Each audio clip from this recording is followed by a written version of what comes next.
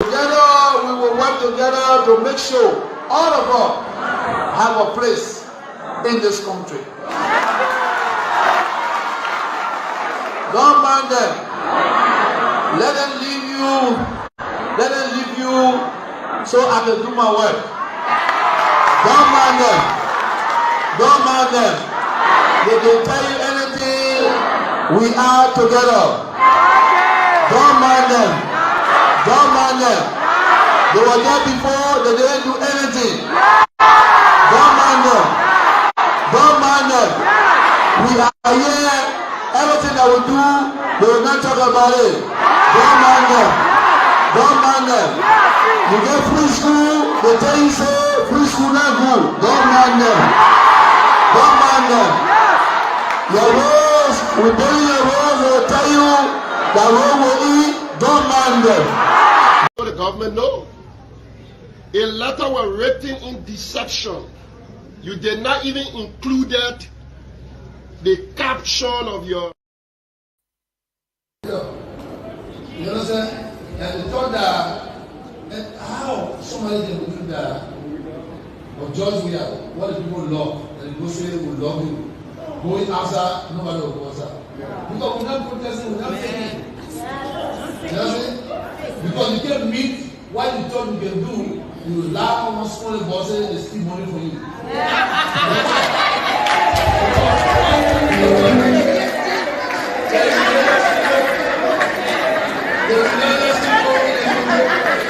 The relationship in the country, you can see that they are really praying.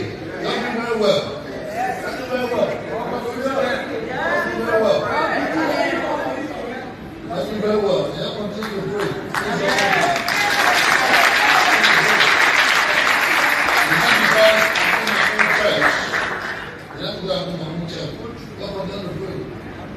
All of the people here, they are all passing by. People, they don't have reverence, they don't have the quality, they don't have leadership. People trying to manipulate. I'm impressed. I'm not program. Until I people are watching home, I blow program. So people don't impress me. Especially people that you bring people every day when they're ready, they want to blackmail you. Anybody that don't want to vote for us. But will not be blackmailed. Anybody that will ask me for money because they're going to declare for my party, I'd rather get money to the people that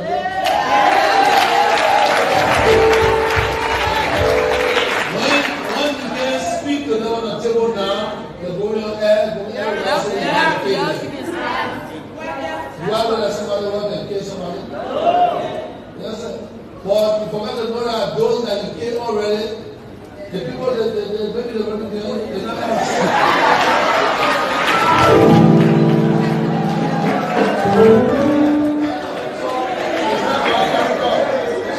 go and say somebody want to assassinate you. Who are you? That's why they go over here. Because nobody want to work for you. You manipulate people every day. Are you infallible? Also, we know what you can go where you want to go.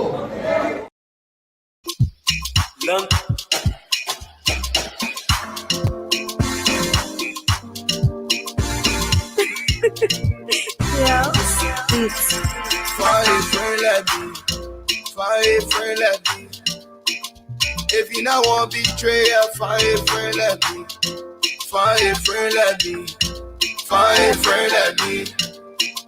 If you not want betrayal, fight for let me. Bombe oh, fight for let me. Bombe jene oh, fight for let me.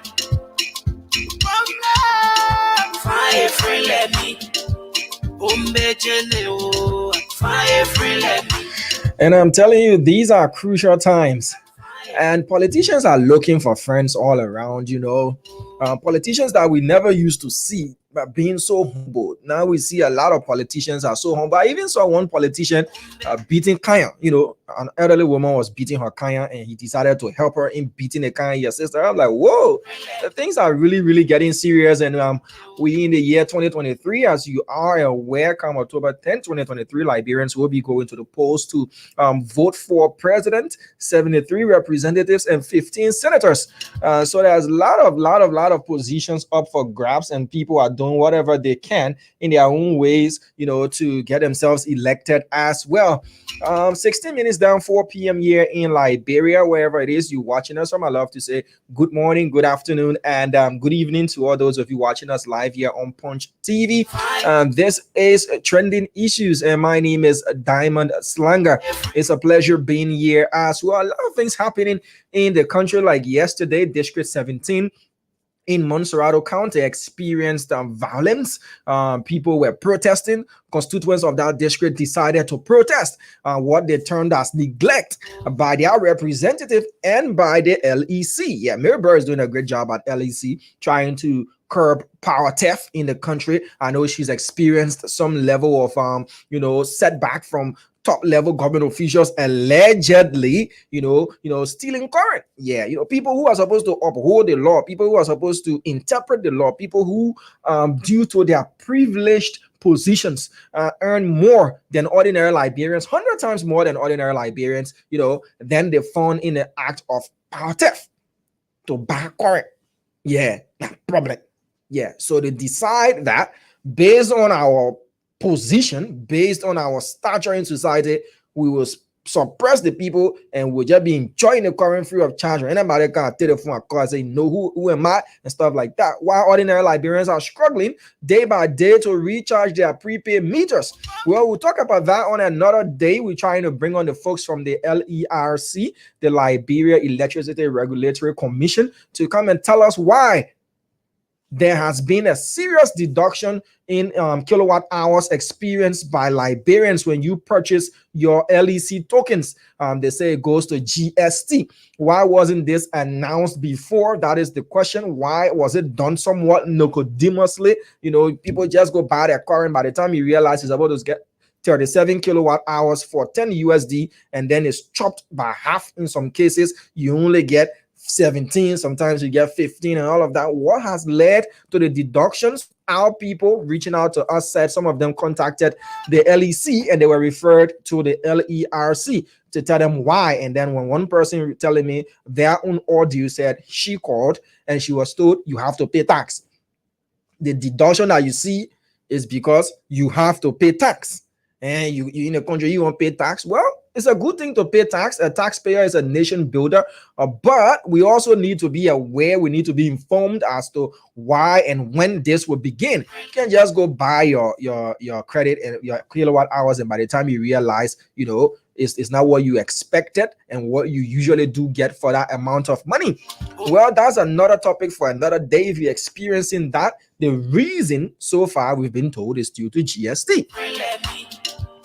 Also on Trending Issues this afternoon, we'll be cutting across Liberia. We'll be speaking to our counter correspondents as well as bringing you top of the hour information, top-notch information as well, and those people behind the information. So in Margibi County, there is this popular Liberian saying that Sabu no kiss me back. Yeah, if you speak Ologalema, you know what it interprets to. That Sabu no kiss me back. There are other parables that relate the similar message, but they're not for radio and TV. So we'll leave it at that. But we'll just stick with the Sabu, no kiss me back, or your R, no heavy load. There was this report concerning alleged misappropriation, corruption, and bribery that had engulfed the Margibi County, health team. Concerning USAID money, American people money, taxpayers money, that allegedly the Margibi County health team decided to do extensive kickbacks to give to vendors, and then vendors give back to them. That 100,000 go out the door, 20,000 come back through the window.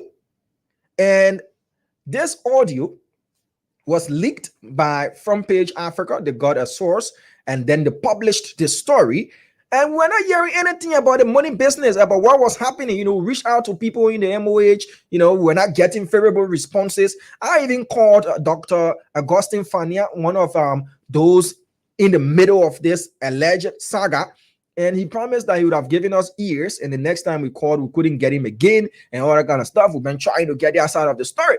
And this thing was being played, you know, on the low in Liberia, as we say, were being swept under the carpet somehow and wanting to be managed until this report was published. Then the American embassy decided to intervene and say, look, in a press statement that I'm just paraphrasing, that people can play with American taxpayers' money, that will give you money to go and strengthen the health sector of your county, over 800,000 United States dollars, and then people doing kickback, corruption, allegedly doing, you know, things in the back. Since the Americans released the statement, the Ministry of Health became proactive. And today, there's been reassignment of officers there at the Margibi County Health Team. We'll tell you about those developments there in Margibi County. So Sabu no kiss me back, like, you know, yes, all our American people money, and Americans decided to blow alarm and say, look, you can't play American people money, and then we see reshuffling going on there, you know, people being suspended and all of that. Yeah, what happened since? The Americans had to speak for Liberian authorities to take action. Whether it's a quick fix, whether it's trying to save face, or it's a proper and genuine attempt at trying to bring those who are culpable to book. We'll talk about that on trending issues as well. So if you didn't know, today is the 44th Monrovia Day. Yes, there is Monrovia Day. This was an ordinance passed, ordinance number 4, that was passed in 1976, observing every 16th of February as Monrovia Day. And today is the 44th Monrovia Day celebration. The day is set aside. You say, oh, why should there be Monrovia Day? They say they filthy, you know. We lack a lot of basic amenities in Monrovia City, our capital as well. And we're still celebrating Monrovia Day. There's always been this argument. Why do we even celebrate Independence Day in Liberia when the country, you know, seemingly has got, in some people's own point of view, nothing to celebrate about? But today is the 44th Monrovia Day celebration, and we'll be speaking to the communications director there at the Monrovia City Corporation, Pekele Bape. We'll get Pekele on the phone to tell us what are the activities lined up for this 44th Monrovia Day, and what are those, you know, tangibles the mayor regime of Mayor Jefferson Kochi can point to that since his ascendancy to the office of the Monrovia City Mayor, that there is a huge celebration being done there in observance of Monrovia Day. We have Pekele Bape on the line. Good afternoon to you, Pekele. How are you doing, sir? Yeah, good afternoon, Dan. How are you this afternoon? I'm doing pretty well. I know you gingered up. Today is the 44th Monrovia Day, right? Yeah, today is the 44th Monrovia Day, and we kick-started the process this morning, and the process is still continuing. The celebration is still continuing. What are those activities lined up to commemorate this year's Monrovia Day? I remember last year you had officials from the Cuban embassy honoring the invitation of the Lord Mayor of Monrovia. What are those activities planned for the 44th Monrovia Day? Yeah, this year event is not as exotic as previous years have been, because we had a very, very flagship event impending for this year, September. As we have announced previously that this year, to be precise, in September, we will host, for the very first time in history, the Global Parliament of Mayors Conference here in Monrovia. Okay. Where over 400 mayors from around the world within the international system, influential diplomatic actors, will converge in Monrovia to celebrate and have the mayor conference here. So because of that, we have diverted all of our attention to this event. So this year, Monrovia Day program was very scanty. We decided to have something just to commemorate this day, but not as exotic or not as flashy or capstone as it has been in the past. Okay. However, yeah. however, we still had a location at the popular or historic Providence Island in Monrovia, which brought together council members of the Monrovia City Council. We have traditional leaders there, religious leaders. We have influential diplomatic actors and partners like European Union, World Bank, and all other actors. They were there, student groupings. And this year occasion was held on the theme, Peace in Diversity, Monrovia for All. It was also a very colorful event, though not as elaborate as past events have been. Okay, there are visible challenges in Monrovia City, ranging from sanitation to raw sewage and a lot of other things that like the Monrovians do point to that are still not being addressed by the city government. You want to bring us up to speed with tangibles that this mayor, administration under Mayor Koji has achieved, hence the celebration of Monrovia Day. The very first thing the mayor more concerned was focused on when he took over was Monrovia being part of the committee of cities in terms of a city governance approach, whereas projecting Monrovia to the outside world in terms of multilateralism.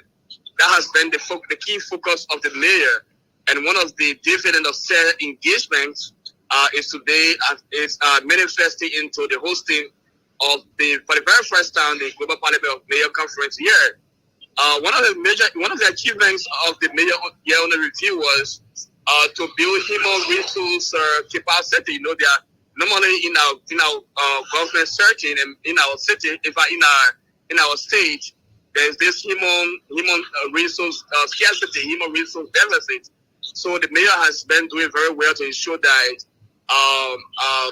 employees of MCC, some employees of MCC traveling other places to have experience educational wise, of which I, Pekle Guapi, am one of the beneficiaries, obtaining the master's degree in international relations, and just all of staffers of the MCC. The mayor has also ensured that through his workings, his agenda, his policy, has ensured that we now have a cashless revenue generation system, where revenues of the city are now generated through the e-wallet program. So there have been a lot of achievements, and all of these achievements for this year have been written, and they are placed in a booklet that distribution will start effective immediately on Monday. What is the long-lasting solution? Not just the quick fixes of the CBEs and the SMEs in the collection of garbage around Monrovia City. Has there been a long-lasting plan, being embarked on by the Monrovia City Corporation to make sure that, if not curtailed or eliminated, garbage that we do see around Monrovia is going to be a thing of the past? That has been a huge challenge. Yeah, so what we have done is, as a city, we have not shied away from our responsibility. Our key responsibility is to ensure that the city is clean, green, and safe. We have been working along with major partners, the World Bank, the World Bank, the European Union, which is also one of the major donors to the city government, along with the government of Liberia, to find a solution. Previously, we have had a lot of things going. Like, for example, we have had a enumeration exercise where we enumerated 800,000 structures within the city in order to have a framework as per the total number of households and properties within the city limit of Monrovia. And even if we are coming up with a new system on how these waste can be collected, that was done. We have had a conference, a waste management conference in the past, where citizens of Monrovia were also part of it, and they came up with recommendations. So all of these recommendations have been taken under advancement. We've been working on it. We have a framework as a city government, along with our partners, on how we can tackle the issue of waste within the city. But waste remains a major challenge, and it is the major primary hope that the issue of waste can be dealt with more comprehensively, in a more comprehensive manner, And but one thing I say to you is, we cannot shy away from waste. The city is congested. So the very fact that the city has become congested, there are a lot of policies, a lot of framework, a lot of agenda that's been worked onto in dealing with the waste challenge in the city of Monrovia. Let's talk revenue quickly before I let go of you. We see a lot of outdoor billboards, you know, a lot of advertising and a lot of things that the MCC is into revenue generation. When you look back, looking at the mayor regime of Mayor Koji, what has been your achievements when it comes to revenue generation as well for the MCC? That is one I told you about e-wallet. One of the process is to have a transparent, a more holistic revenue generation process, which of course we were able to achieve to have a cashless system. Like before, revenue on the city were being collected manually, where revenue agents were going to feed for their funds and then report that to the city government. So what we saw was there were a lot of leakages in terms of revenue generation. So as part of putting an end to that, to remedy that, we were able to work with the e-wallet. That is, we have an app where now moving forward, revenue paid to the city, no side of MCC can go and revenue paid to that side manually. So every process is very easy, very unique process, a sui generis process where you can be able to pay your revenue to a cashless system using your wallet. So we are able to generate that. So for indications, we have had a boost, a momentum boost when it comes to revenue collection. So you've breached the threshold of revenue generation. The impact is then felt. I'm not the revenue director. I know. I can speak to that, but what I can say is we are making tremendous enormous progress in terms of revenue generation. All right. So what's the compliment for Monrovia Day? Is it Happy Monrovia Day? You say wish you the same, or what do you say? Yeah, it's happy Monrovia Day. And then I wish you the same as well. Okay. Because you are a resident of Monrovia. Okay. Happy Monrovia Day to you, sir. Yeah, I wish you the same, my dear brother. All right. So Pekele Bapi there is the Director of Communication at the Monrovia City Corporation.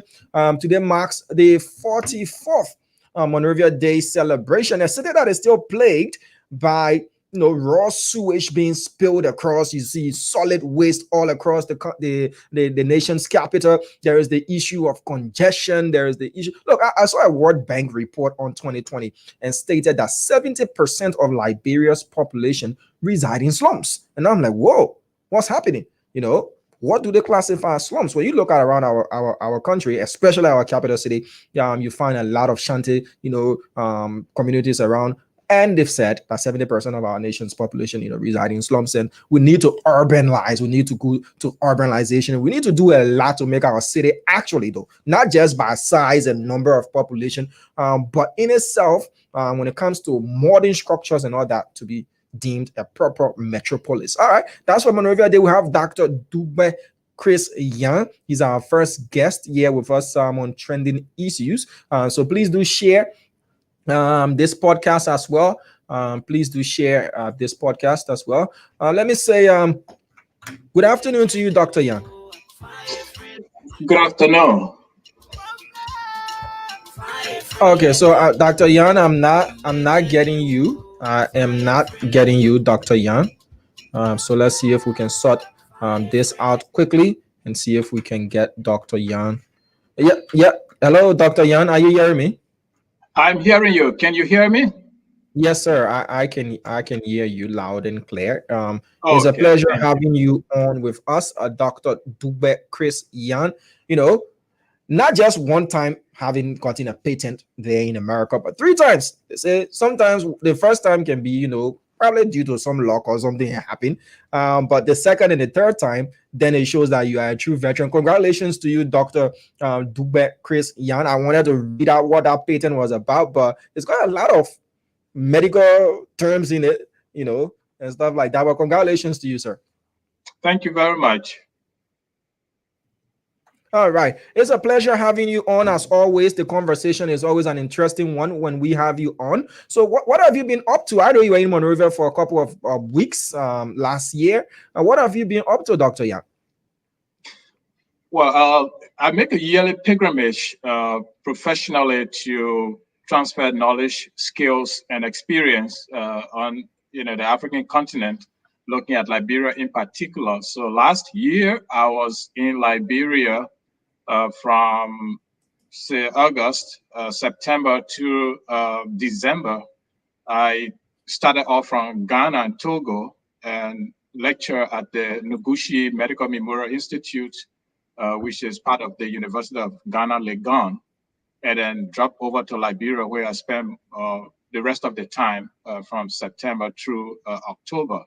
I lecture at various universities and taught at my alma mater, Monrovia College. I taught biology, high school biology, to 10th through 12th graders, and lecture at the AME University, which Monrovia College is attached.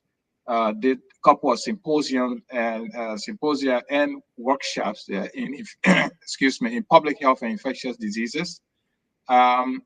Lecture at the Habel College, public health, specifically looking at environmental safety and sanitation, and then lecture at the Winifred J. Hawley College of Sciences, the nursing school at the UMU in Ganta, which was previously Ganta Methodist Nursing School. And did a couple of other symposia. So I took a whole semester lecturing there as an unpaid volunteer visiting professor. Okay, you've been up to a lot. You well traveled. I must envy that. And thank you again for coming back, not just to Liberia, but the African continent, to give back. When you look at our emphasis, not just Liberia, but Africa as a whole, but I want to, make it directly Liberia there, because some countries are making much better strides than we are doing. Through your time lecturing at these colleges and universities, what do you have to say concerning the level of investment made into sciences here in Liberia, that we can have more Dr. Yans, inventing and being patented as well? What do you make of our investment in science? Has it gained, some traction along the years, or are we still lagging behind a lot? Africa as a whole is lagging behind the rest of the technological world. And the case of Liberia is particularly troubling. I know sometimes back in the 70s, we were one of the limelight of science and technology and medicine on the African continent. And if not, in most of the developing world. But as the years went by, Liberia began to lag behind. We had a Liberia Biomedical Research Institute, which was established under the regime of President William R. Tolbert Jr., one of the most visionary leaders Liberia ever had. And it was under the directorship of the late Emmett Dennis. And a lot of good research was done there, including the research for hepatitis B vaccine, which we have in the world today. Much of this was done at the Liberia Biomedical Research Institute, and that's how much we have contributed to science and medicine. But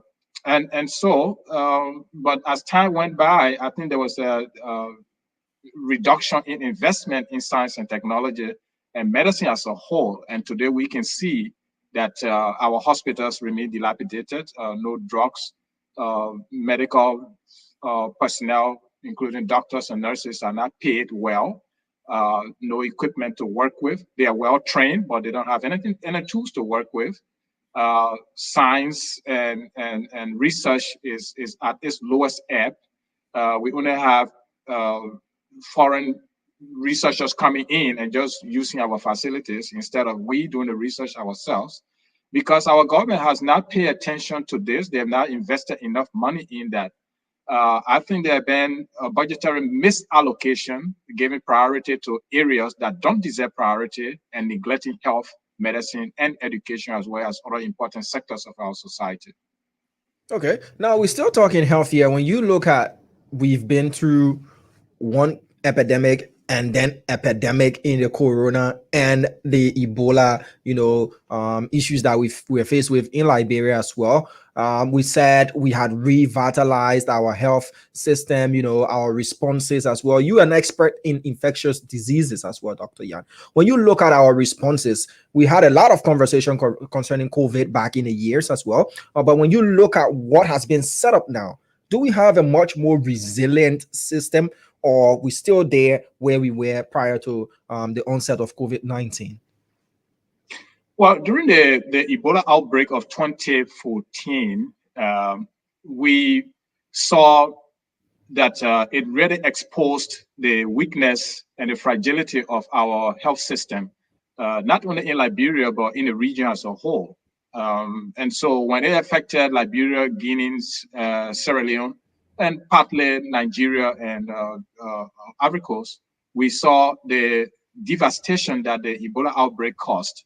When I testified at the U.S. Congress in order to ask them for assistance and to coordinate the U.S. assistance with other European and advanced countries, one of the things that I emphasized was the creation of the National Public Health Institute, which we have today. I proposed that, and the establishment of the African Center for Disease Control, that which we have in Addis Ababa today. And of course, you saw how the world came up on Liberia and provided the help in the region, well coordinated. We had almost 3,000 U.S. soldiers coming in for logistical purposes. And we had over 2,000 public health personnel trained, having training from anywhere from 3 months to 9 months to a year. And so you can see that with the pandemic, that we experienced in the recent times, the COVID pandemic, we were able to utilize our experience from the Ebola outbreak and the infrastructure that we then put in place to begin to address the pandemic that we had recently, the COVID pandemic. And so that's what it requires. It requires a resilient health system to address epidemics, pandemics, and diseases of all kinds in a particular region. And that's the problem we are faced with. It is hope that our government can pay attention to that. Okay, thank you there. Now let's move to politics as well, Dr. Yan. You are a veteran, chairman emeritus of the Vanguard Student Unification Party. I was going through some of your photos. I thought, Dr. Yan is a big reactionary duo, yeah. And but when you look at where we are as a country politically, I know you the vice chairman for international affairs of the National Democratic Coalition. We are at this crossroads now. When you look at our political landscape, Dr. Yan, where do you think we headed with all of the shenanigans and pre-campaigning that we see? The last 6 years have been very devastating for our country in terms of our politics, our economy, and governance, all of which have a reverberating effect on the lives of our people. And if we are not careful, we may go down the ditch in the next 6 years based on the decision we will make in October 2023. Political parties presently need to reorganize themselves, strengthen themselves, and particularly unite in the opposition bloc as a unit, unite as a unison force. If not, we may see a repeat of the 2017 results. No one political party can outrightly go against the current establishment, current government of Mr. Weah and win. The government itself is doing everything possible to maintain itself in power. It has the state coffers, the state money to its advantage.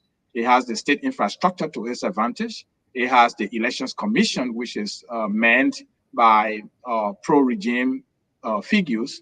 Not all of them, let me be very careful here, not all of them, but very strategically placed pro-regime figures. And so the stage is set for a possible rigging of these elections, as we have been seeing. If the opposition does not unite, it will be difficult for any one opposition group to fight back in terms of contentions when there is a rigging of the elections that are coming forth. So we continue to call for opposition unity. We, in the NDC, have been organizing the the Democratic Alliance of Liberia after the CPP collapse. And we continue to call on various political parties to join in so that we build a broader, stronger, and more refined alliance or coalition, whatever you may want to term it. Other than that, any party that thinks that it can go alone is destined to face very serious difficulties at the polls, irrespective of which candidates you have. October is just around the corner. When we look at it with activities that we see, I'm looking at your publication from January 23rd of this year, where you were congratulating a future president come January 2024. You talked about the NDC being involved in wanting to, have a coalition or an alliance. What progresses have been made so far in these conversations? Are you getting good responses? If so, from which of these political parties are you getting those responses from? If that's information you can give to us. Oh, quite certainly. We've been operating very quietly in a stealth manner. Nevertheless, we've been operating publicly as well. The Democratic Alliance has been in conversation with various political parties.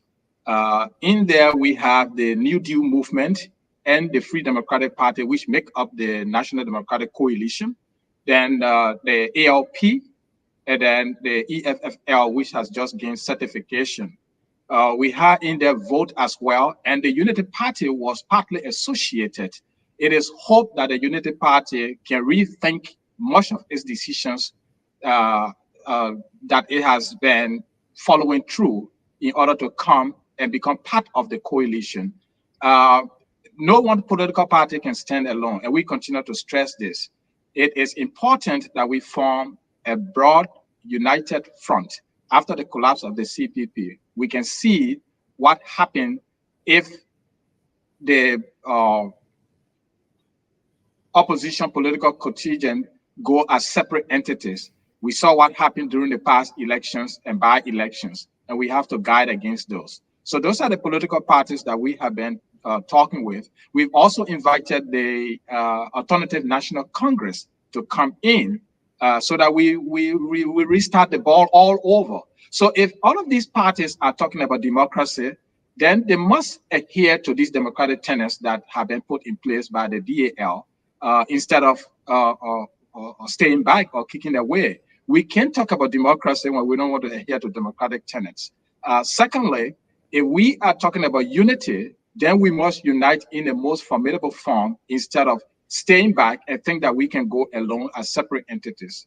So if you put all of this together, it definitely does suggest that the Weah administration is consolidating itself, as we have seen recently with the signing of a new agreement between the NPP and the CDC itself, and another party that is part of that. The LPDP, which the chairman, which the standard bearer, former Speaker Tyler says he will scrutinize the signing of that document. Exactly. So you can see that the government. Right, you can see that the government is consolidating itself, is consolidating its coalition. Although they have been fragmented for some time, they had their own internal issues, but they have been mending their internal issues and coming together. If the opposition does not do the same, I suspect that we may run into problems during the elections, and we may not be able to solve that. You mentioned the ALP, and we do see, the standard bearer of the ALP, Mr. Ure, around with the standard bearer of the Unity Party. You mentioned the ALP being a part of the NDC. Is it by consensus or by an agreement or by just affiliation as well? No, they're not part of the NDC. They're part of the DAL, the Democratic Alliance of Liberia. Okay. Yeah, the NDC is a coalition that has been around for a long time, since 2011. And it's pretty much the oldest coalition. But forming a broader alliance, the NDC came into the fold to invite all other parties to form this broader alliance called the Democratic Alliance of Liberia. And yes, the ALP is associated with that. The ALP signed document of interest, which was signed by all political parties that are part of the DAL. submitting themselves to the national interest other than individual political party or personality interest. So that's the difference. Is it a binding agreement, or it's just something like, okay, let's affiliate and see if we can make it into something really, really, strong and go into the election with it? Has that Democratic Alliance of Liberia been subjected to registration there with the NEC as a coalition or an alliance? Okay, to state the actual process, when we started sometimes in November, all political parties were invited. And the first step was to sign a resolution to the Democratic Alliance Organizing Committee, expressing your interest to be with this organizing committee, to be with the Democratic Alliance. And this is not, in a democratic stage, you can't force anybody to affiliate or not to affiliate. So it's not, sure. When you say binding, no, it's not binding if it is in that sense. Because of their democratic rights, they can associate and refuse to associate. So we respect that. Now, after signing that, the pronouncement was made in May of last year, May 25th, which was African Liberation Day, proclaiming the establishment officially of the Democratic Alliance of Liberia. Once that was done, then the process ensued to gather all the materials and documents needed for registration with the National Elections Commission. That has been done, and the final documentation, which is the article of incorporation, has been acquired already. So the next step is to go to the Elections Commission, submit these documents, and have the registration process going through. That's the stage at which we are presently. And in that manner, we've already incorporated a lot of other social groupings, which include student groupings, advocacy groups, and you name it. We hope that the Liberty Party, which is unarguably fragmented and is in two pieces, can come together. For we don't want to deal with any particular portion of the Liberty Party. So if they don't mend their differences, you are not going to take on any faction of the Liberty Party. We cannot. We will not. We will not take on any of those factions. And any political parties that is into taking up or aligning themselves with either one of those factions is corporate in perpetuating the division that is in the Liberty Party. We will advise political parties not to do that. Case in point. So with the ANC's position with the Musa Ability faction of the Liberty Party, by your statement, they're not going to be admitted into the Democratic Alliance of Liberia. No. I'm not saying any party that is associated with a faction. We are saying that either one of those factions will not be admitted.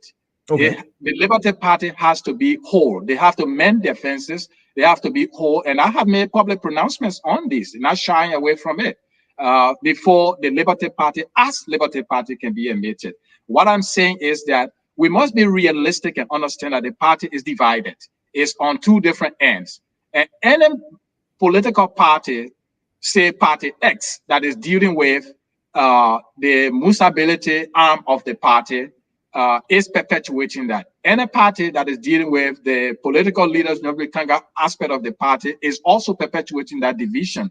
That is affecting the legacy of Councillor Bromskin, who took all his time, his legal mind, and democratic tenets, along with others, to form a formidable political party that brought to the fore certain questions and issues to be addressed in our last elections, for which today we have the ECOWAS calling on the National Elections Commission to clean its voters' roll and to straighten up its own administrative structures. So these are gains that we got from the Liberty Party's forceful participation in the last election through the instrumentality of Councillor Bromsky. May his soul rest in peace. So his legacy is really threatened if the Liberty Party remains divided.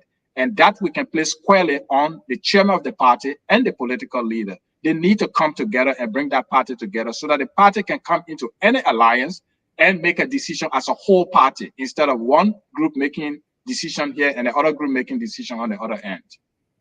Let's talk about the constituents of the Democratic Alliance of Liberia. You're dealing with a lot of egos here as well. We saw the ego playing in this whole CPP fragmenting and people going their separate ways and all of that. Now, let's turn the ball a bit. If the Democratic Alliance of Liberia is unable to bring all of those parties together, but the ANC and in that of the CPP and the Unity Party say, okay, let's mend our differences and all that. Would the Democratic Alliance of Liberia be joining them if they want to form it as the CPP, or you still remain as the Democratic Alliance of Liberia? Which one? That's quite interesting, and we'll look forward to seeing how that democratic dynamics play out. The circumstances and the objective reality at a particular time will determine what decisions we make. But if that happens, hypothetically, Dr. Yan, you the scientist, if that happens, is that a position the Democratic Alliance of Liberia is looking at? That, okay, our main aim here is for opposition unity to form a formidable coalition or alliance. And there we have two of the biggest opposition parties saying, let's mend our differences, whether we go with the CPP or they form a different name. Would you be willing to tag along and join them, not with the name Democratic Alliance of Liberia, but whatever name they come up with? Well, it is quite important that all of us come together. Name will not matter.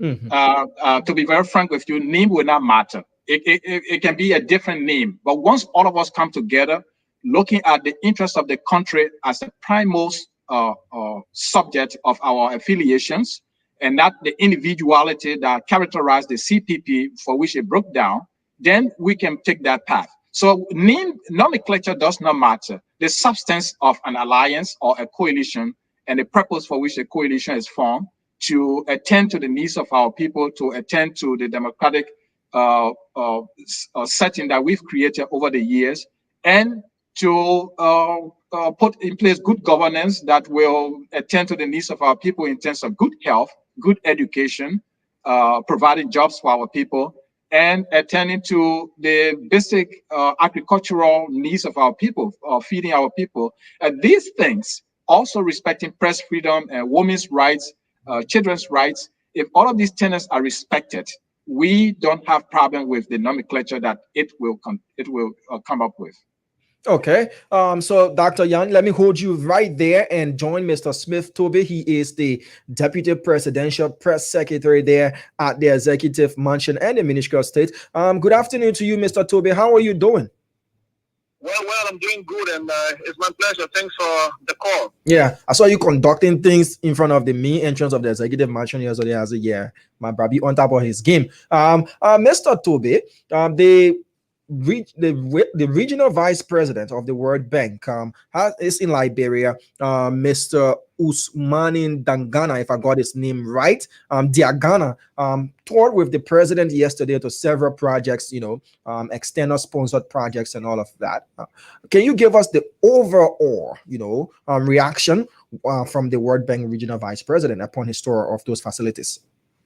Well, again, let me say thank you. And I think it was a fair assessment of some of the World Bank funded projects to Liberia. They are sponsoring a lot of different projects, including roads. And the vice president for Western and Central region of the World Bank has been in the country for the last 2 days. Prior to his touring on yesterday, he had a one-on-one meeting with the president on the day before yesterday. So he and the president met the day before yesterday, and they were talking about some of the issues relating to the continued support of the World Bank to Liberia, and there are several projects. So as part of their conversation, the regional vice president and the president decided to take a look at some of the projects, including the road connecting ELWA Junction to that of Coca-Cola Factory. You know that stretch of road has been under construction for a while now. We are at a very appreciable stage nearing completion to finally connect the ELWA Junction to Coca-Cola Factory. So the World Bank vice president and the president decided to see the level of work with the contractors and at what level they have reached. So that was part of their tour on yesterday. They also had a fair appreciation of the road connecting ELWA to the Rubber Sea side, and that being a very basic road. You've seen a very huge reinforcement on the corridor between ELWA to Rubber Sea. And of course, the Minister of Public Works, who also formed a part of the president touring yesterday, was also able to give a clearer understanding as to where we are with the current status of the work. It will surprise you to note that the president and the vice president for the World Bank had to visit the Invisible Sports Park, and someone will ask me why they had to pay a visit at the park. Interestingly, the World Bank have seen the note of enthusiasm young people in our country have developed in the current and only sports park in Liberia. Our understanding is that they are contemplating on doing several of those sports parks across the country. So it was a clever appreciation from the World Bank Vice President to first go and see the one done by His Excellency the President, and had an extension to see the current level of work done at the PHP park that is also under construction. So those are some of the things that Mr. Dagana and the President were involved with. They climax with a launch meeting on yesterday, then last night the finally closed the interaction with the dinner at the ministerial complex. Any new pronouncement in terms of financial packages and developmental programs from the World Bank Regional Vice President for Western and Central Africa to affect Liberia? Or it was just, let me just review and then we'll have this conversation another time? But again, like we said, several ongoing projects, in terms of finding additional funding, making sure that those current projects are completed in terms of the financial support, looking forward to establishing new projects. So that was the assurance from Mr. Dagana on yesterday when he spoke last evening at the ministerial complex. He assured the president and the people of Liberia through the president that they will definitely make sure their support continue to Liberia. They are impressed with the level of work. They've been putting some money in several projects. Some of those projects are challenged.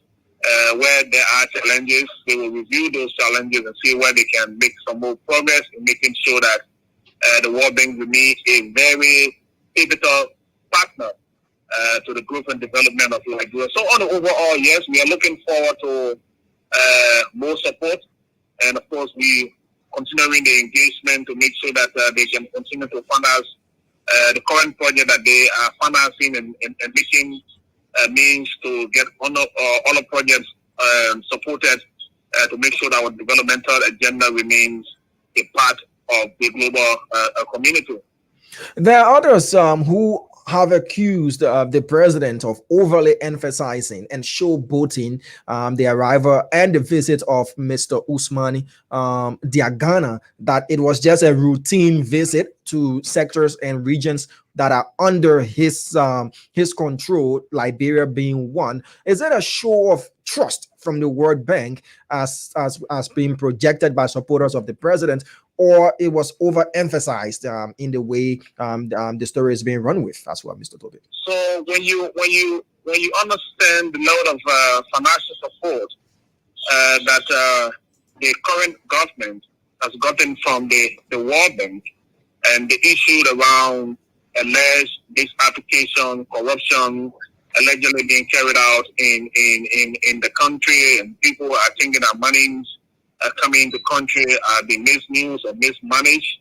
It was a confidence building interaction, making sure that yes, you send us the money, and the intent of the money is being used for the purpose in the earmark. So for people to even think that it was showboating, it was also a very good confidence, to have the World Bank Vice President for Western and Central region understand that what they've allocated to Liberia in terms of Bureau projects are being used for the intended purpose, as others who think that those monies come to the country and people are rather dividing them or they're being taken away for the purpose intended. So whatever way somebody understands it or see it to be, but for us as a government and of course from the office of the president, it was a matter of letting the financier know that yes, we are working in time, we are working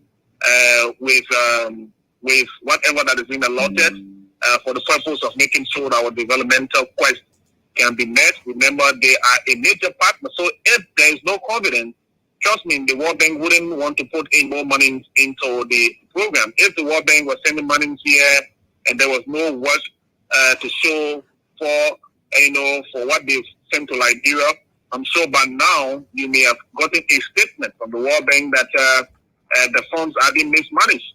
But kudos to the management team of the finances of our country. They've gotten hold of everything surrounding donor fundings, and especially those monies that come for specific purpose are being used for the intended purpose. So again, the president is very pleased that his interaction was worthy, and of course the Liberian people will forever remember his interaction, and of course the World Bank continues support to our country.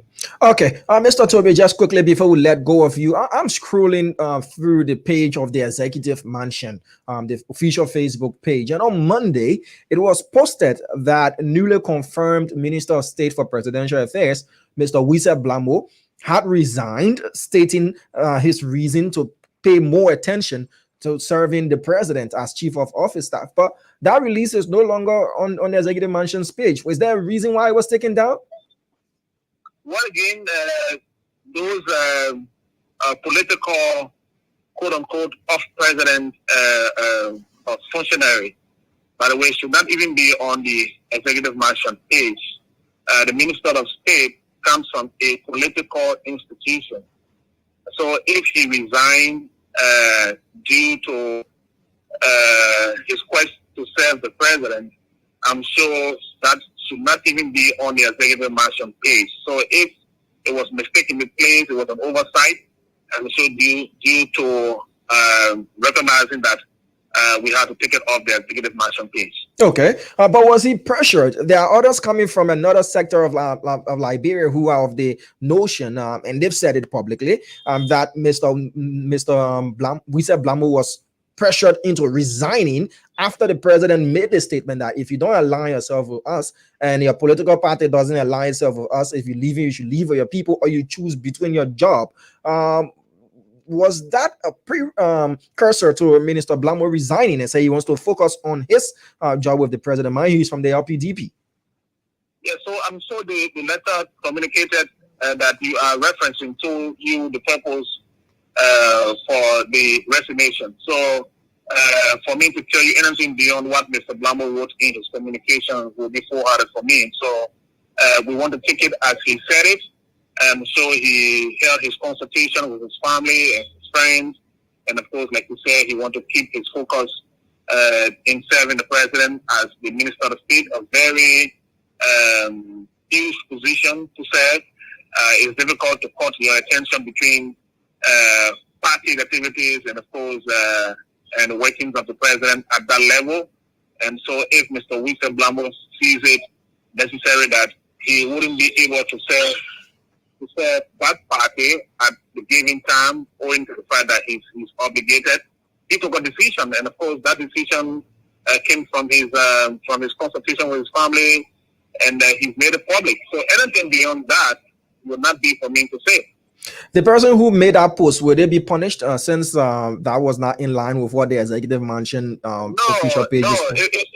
It's not about punishing people. So, but it shows that the page, people can just post, things that are not in line. It doesn't speak about you've been around the Executive Mansion. I'm sure you follow religiously what comes out of the Executive Mansion. So we consider that as an oversight, and realizing that, I'm sure you noticed that. But did it serve its purpose though? Like you had it there for a while, and the message went across, and then it was just removed. Did it serve its purpose? Whether it was intended for serving purpose, the resignation from Mr. Wilson Blamo did not only go on the executive action page. I'm sure you follow it on other networks. So what we noticed, which wasn't prudent, has been taken down, and of course we've taken that into our understanding as to why it was even not necessary to have a place on the executive action page. Okay. That's off presidential. All right. Thank you so much, Mr. Tobe, for availing yourself on such short notice. I appreciate it a lot. Thank you. All right. So, folks, Mr. Smith Tobe is the Deputy Presidential Press Secretary there at the Executive Mansion, and said, well, they realized their mistake. They posted it, lasted hours there, and then they took it down after the message had gone across and said, look, it's not presidential. So it raises the question, Dr. Yan, you've been following the conversation. It raises the question whether or not, if there is proofreading, if there is a serious process before things are uploaded. It's not the first time we've had information being posted on the highest office in the land's, official pages, and they will be taken down, or there will be points that, look, this is misinformation, like the situation of the RRA Director General designate, with his credentials, the issue of Wambu DK, who now has gotten Liberian citizenship finally. Whether or not he will be appointed by the president is another question. But does this raise a serious question as to how information are being published from the highest office in the land, Dr. Yan? From time to time, this particular government has shown certain inconsistencies and in its operation in terms of information dissemination. One other fact that you need to look at is that information has been always disseminated unprofessionally, and people who are not even occurring with certain events have been designated to come to the public to make statements on those events. For example, during the initial course of the COVID-19 outbreak, you had a Minister of Information coming up giving COVID-19 briefings when he knew absolutely nothing about pandemic, had no medical background, has no has no public health background, but will come to pretend as if you're reading our public health statistics. It is unfortunate that even our journalists, given their level of training, were not able to pin them down on certain issues that they needed to address. And so there was a lot of misinformation during the COVID-19 pandemic, which raged in Liberia as well. And we see this on the political landscape, where you've enumerated, some instances where the government has come with pronouncements, and it has got to take those pronouncements down. So the inconsistency, the incompetence, and the unavailability of competent people to disseminate information with this government's attitude has become a hallmark that we need to address in the coming government.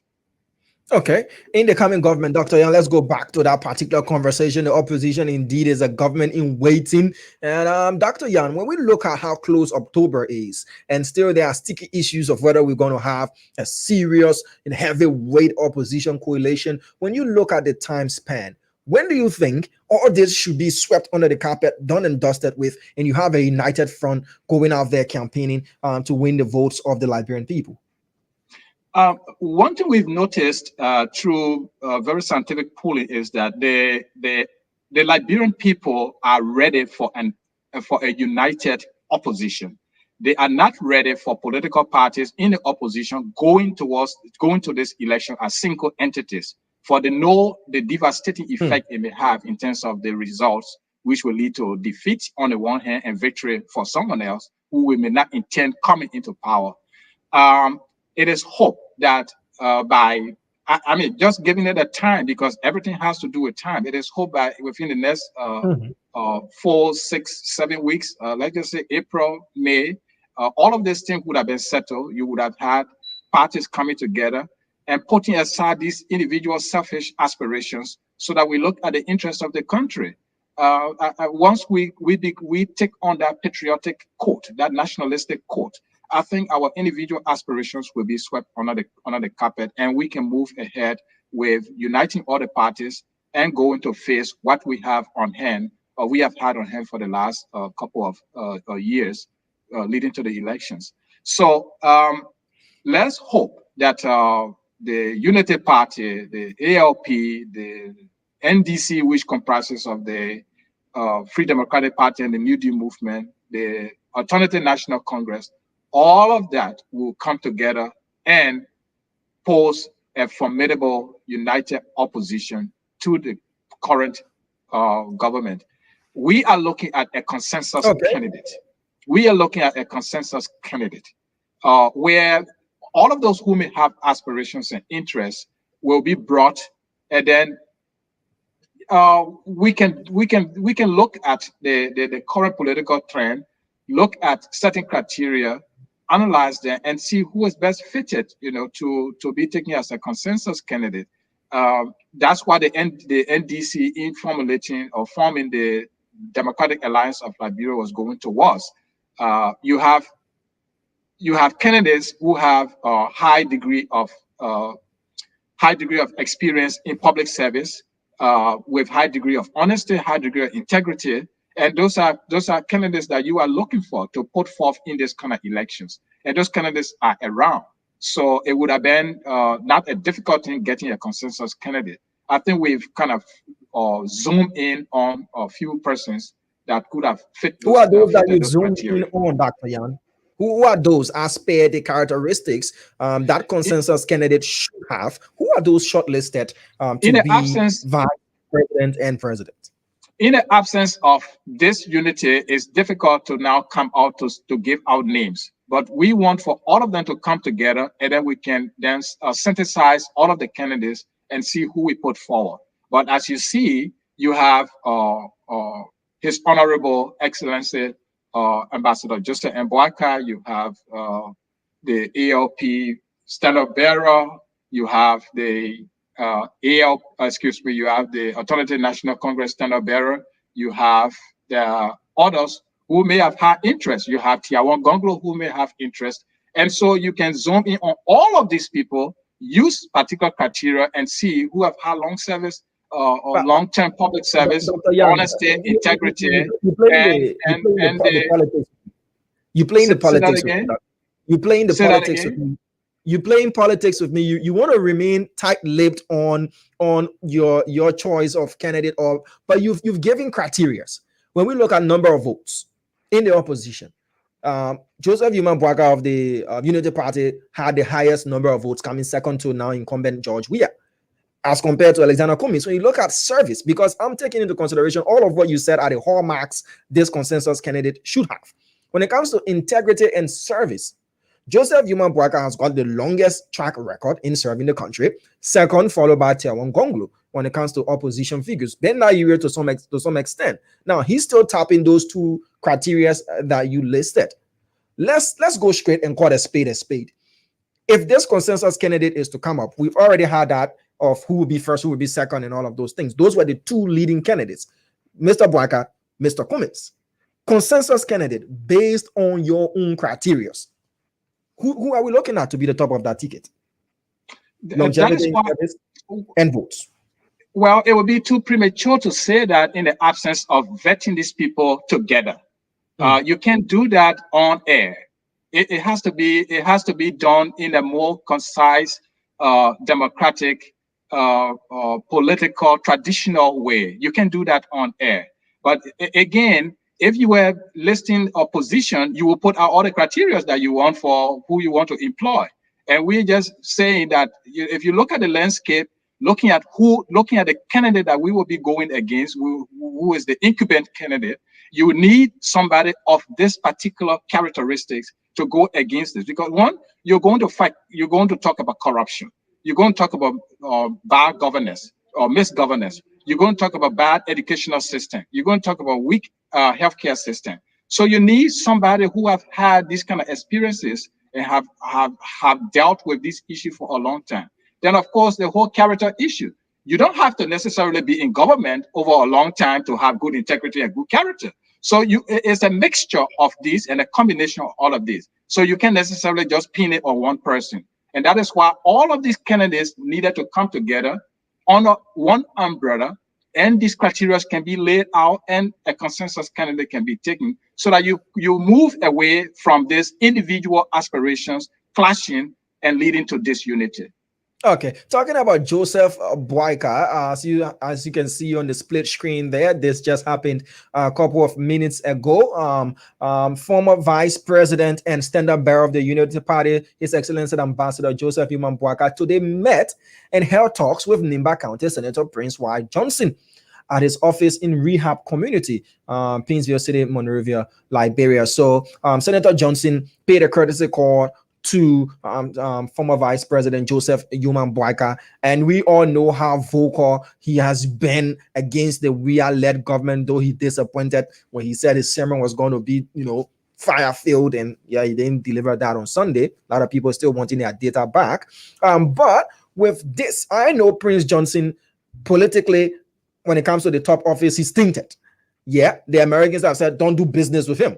And if we see the Unity Party, though it's a courtesy call, it's just a visit, they held discussions.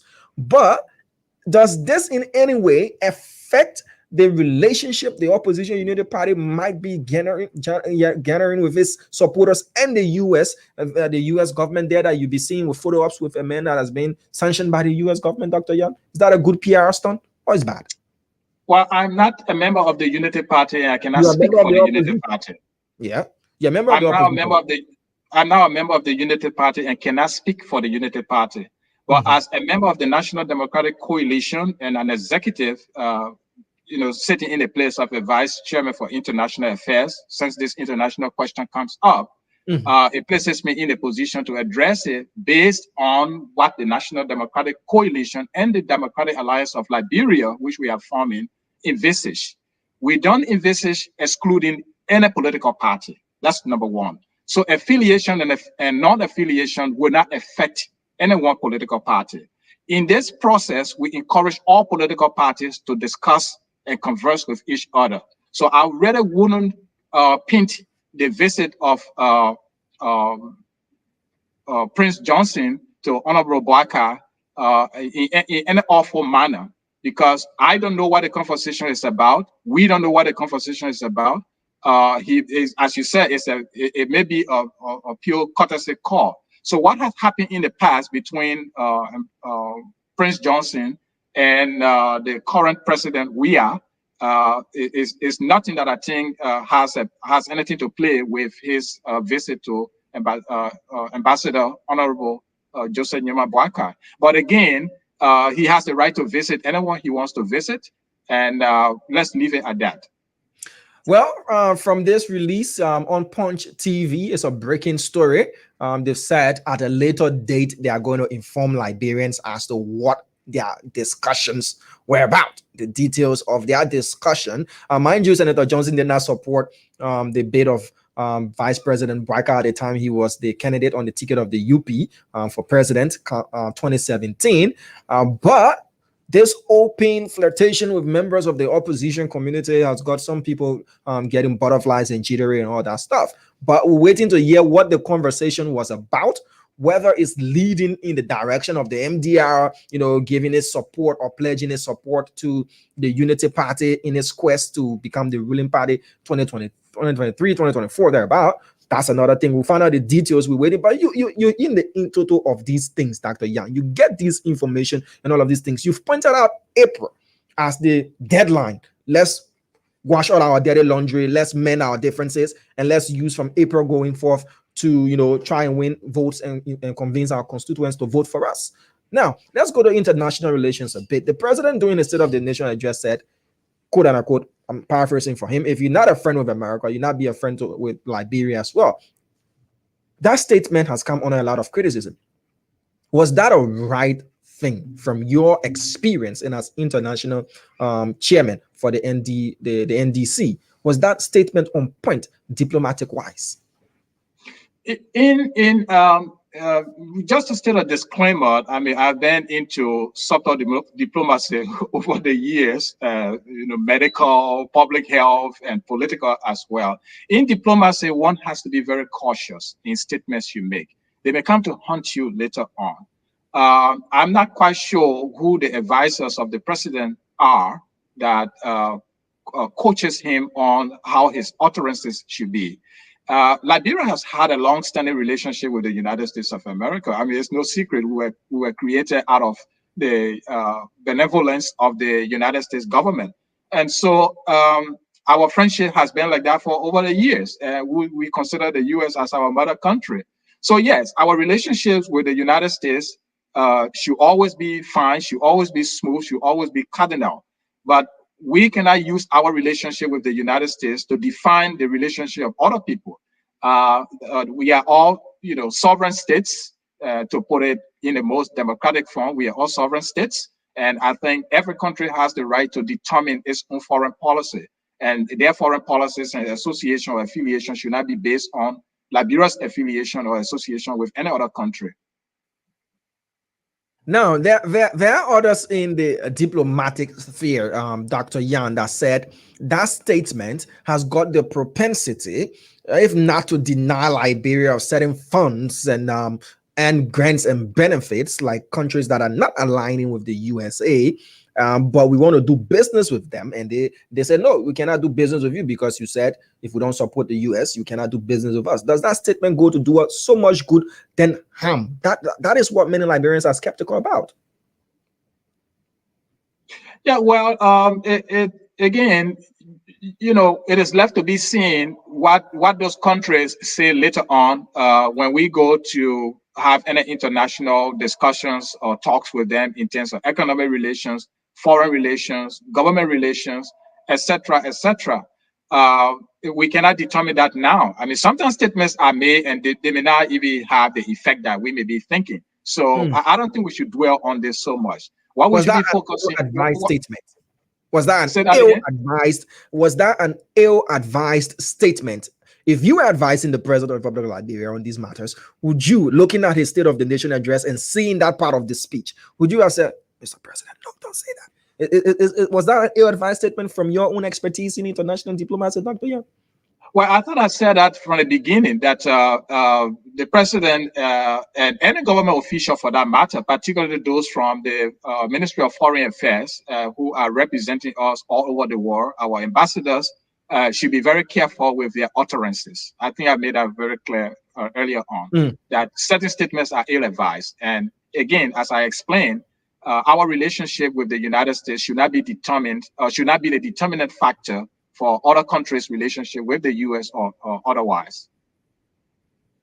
Okay. All right. Dr. Dugbe Chris Yan is not just an infectious disease scientist and an inventor as well. He's a political analyst. He's a veteran student politician from his days there at the University of Liberia, serving as president of the Vanguard Student Unification Party. Dr. Yan is still our guest. Let me just hold you there a bit and go to Bapolu County, where we're getting reports that a deadly storm has ravished parts of that county, leaving hundreds of Liberians without roofs over their heads as well. And we also do sympathize with the people of Turkey and northern Cyprus as well. That's northern Syria, not Cyprus, though they felt some effects of that earthquake there in Cyprus, but the death toll keeps rising and rising and rising, and we are in solidarity with the people there. Solomon Tebla is on the line from Bopolu City there in Bapolu County.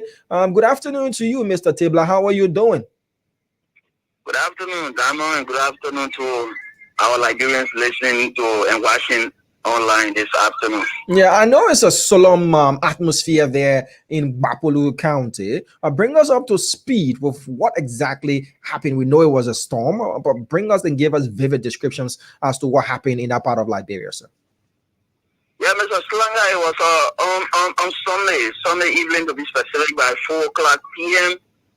When a heavy thunderstorm people observed on a Sunday evening, which of course damaged over 76 homes in two of our towns in Bopolu district. One of the towns is called Bakweta and the other one is called Bunyata.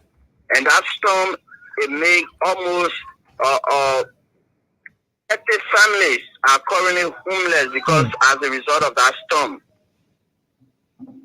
30 families made homeless. Yeah, Mr. Slanga, 30 families have been made homeless as a result of this storm. Where are those who have been made homeless from this storm? Where are they now seeking refuge, Mr. Tabler? It's a two-part question. And what has been the response from your counties, authorities as well, in making sure these people do get some aid and relief? Yeah, currently those who have been made homeless are currently seeking refuge at some of those school buildings in the town, and also a clinic that was constructed during the last county sitting, and which of course that clinic is not in use. So currently those who are being made homeless are currently seeking refuge in our clinic that was constructed, and also some of them are currently seeking refuge in the school buildings we have here in that particular town. Yeah, that's the second part of my question was what has been the response from your county authorities and other relief agencies there in Gbapolu County? Yeah, Mr. Slanga, when it comes to the local authorities, especially the superintendent of the county and other local authorities, the superintendent of the county is currently out of the county, and even his deputies, they are out of the county. The only person who were able to move in swiftly to at least carry 20 bundles of zinc and other food and non-food items is the former state mayor, Honorable Zina Norman, who is now seeking the representative seat for Gbapolu District, which happens to be District 1, Gbapolu County. So you had to put that part to make it look like it's political humanitarian work that Zina Norman carried out there. So these people have been left virtually on their own to fend for themselves. Imagine leaving your house where you sleep comfortably to sleep on school tables and chairs. Have they not made any other appeals, to national government as well? Yeah, Mr. Slanga, they used the occasion when we went there, because after the incident, we went there to talk to other people, even including the Bunde Mandingo or General Township is one of those who are affected, one of the victims affected from that storm that took place on Sunday. So he made us to understand, he used the occasion because it was too terrible.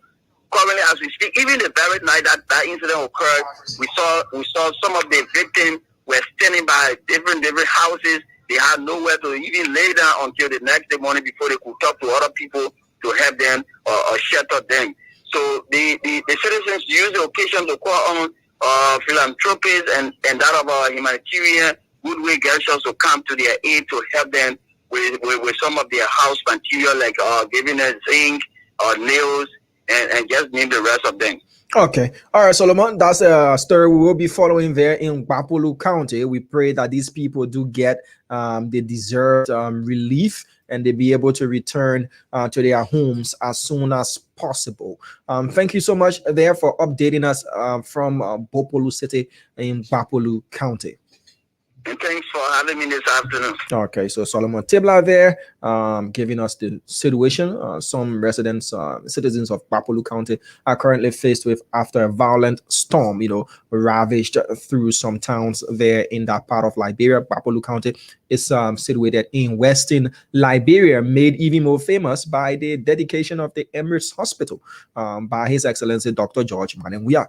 Whether or not how soon that hospital will be operational, that has been the question that we've not gotten answers to yet, but it's said very, very soon. We'll also be wanting to connect with our Nimba County correspondent, Franklin Dolokwe, for him to bring us up to speed. We've been told that the Nimba County detachment of the Liberia National Police has released the investigative findings into the death of former Nimba County player. News circulating around at the time said Sabu Yengle was killed after he and some of his friends attempted robbing, somebody. And he was a victim of mob justice. The police in that part of Liberia, they've released their investigative findings as to what they said led to his death. We want to find out, and once we get our correspondent on the line, he's definitely going to bring us up to speed. Dr. Yan, I'm about to, bring an end to our conversation, but just anything else you want to let us know? Any word of encouragement you want to tell Liberians? I know you said April is the deadline date to see a very formidable opposition alliance. Any other thing you want to tell us, Dr. Yan, before we let go of you? Well, I think I should clarify that it's simply what I envisage, and it's not a deadline set in stone. I thought you were talking about real, Dr. Yan, the conversations you people have. Whether in those conversations you said, April, that's it. Yeah. Or you're just looking at April as well. If we don't do it April, we don't have so much time to do anything else. Certainly, and that is what we are saying. We don't have enough time. Time is a factor in these elections. Time, resources, and other things, other factors, are very determinant in the coming elections. So I'm looking at around that time, because you need the rest of the time to begin to mobilize the voters, to put forth your platform, to put forth what you think you can go to explain to the people as to what's happening in the country. The Liberian situation is very clear to the rest of the to the people. The people know what they are facing. So I don't think there will be much energy wasted in explaining to them what they are going through. But what will readily need to be done is what solutions will be provided for what they are currently going through. I think there were most of the advocacy and campaign planning and propaganda will be directed. So you need anywhere from now to April, probably beginning of May, to have all of this quarrels settled, all of these inconsistencies settled, and so that the people can begin to see, what you have to offer them as an alternative to what they currently have.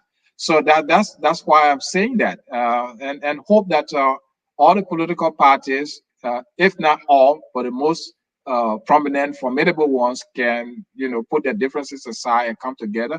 The DAL has been formed, is really at a very good stage now, as I enumerated earlier.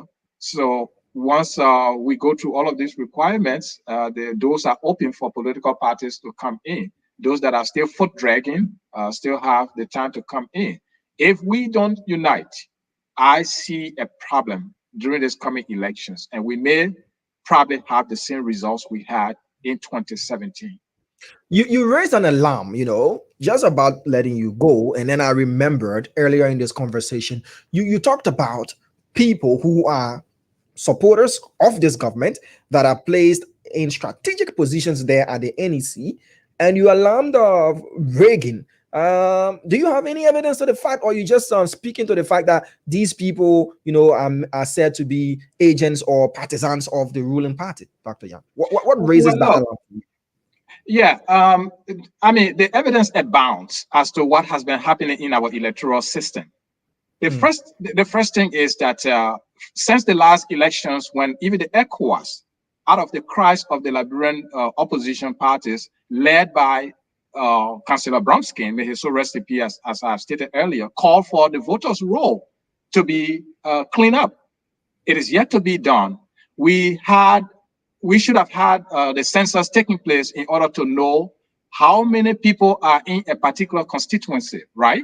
That was not properly done. So if the Elections Commission come up with certain enumeration of a population being in a particular location, that is questionable.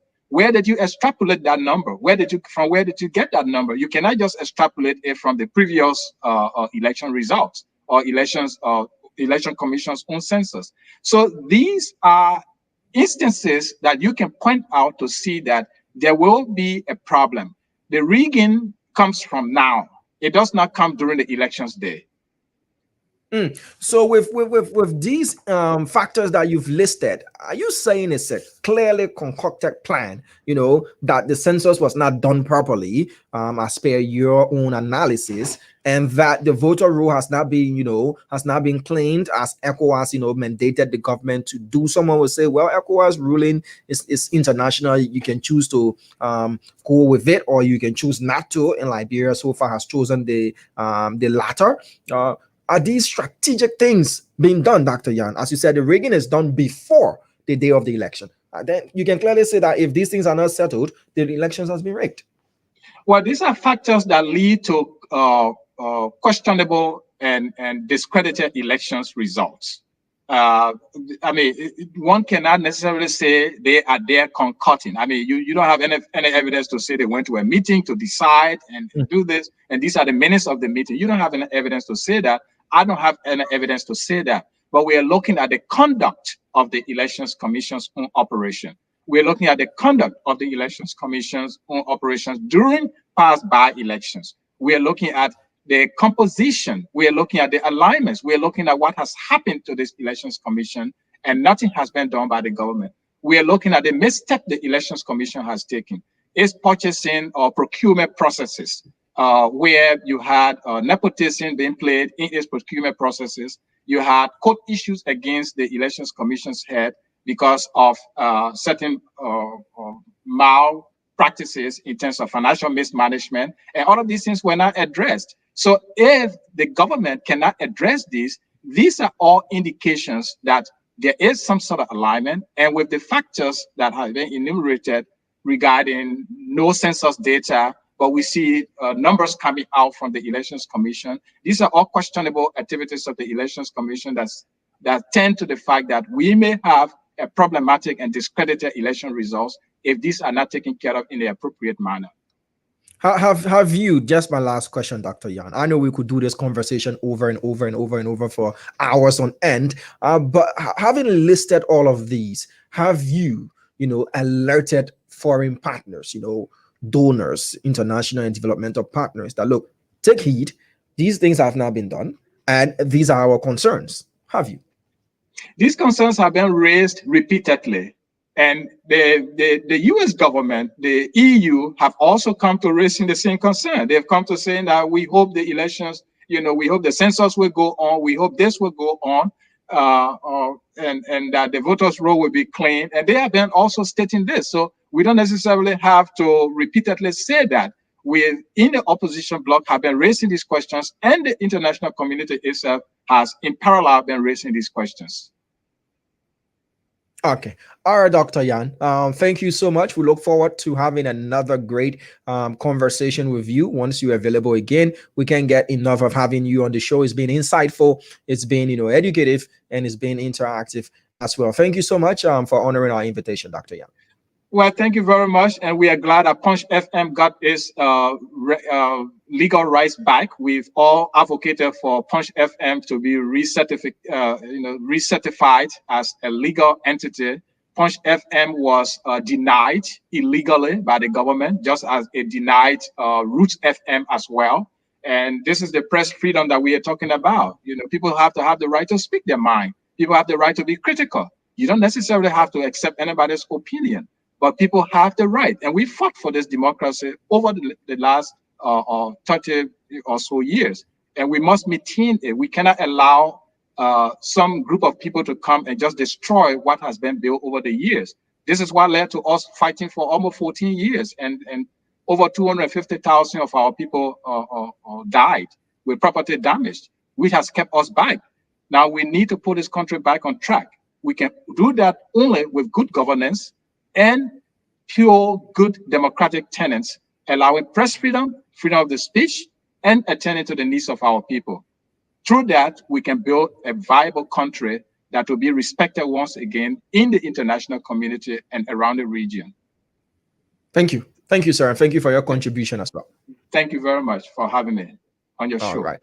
You're welcome. So Dr. Dugbe Chris Yan is not just an infectious disease specialist, but also a veteran Liberian political activist. And he is the vice president for international affairs in the National Democratic Coalition there in DC. All right. So just quickly to run you through other trending issues, and then we'll wind down and take the folks from the Liberia International Students Network. They're already backstage, but quickly.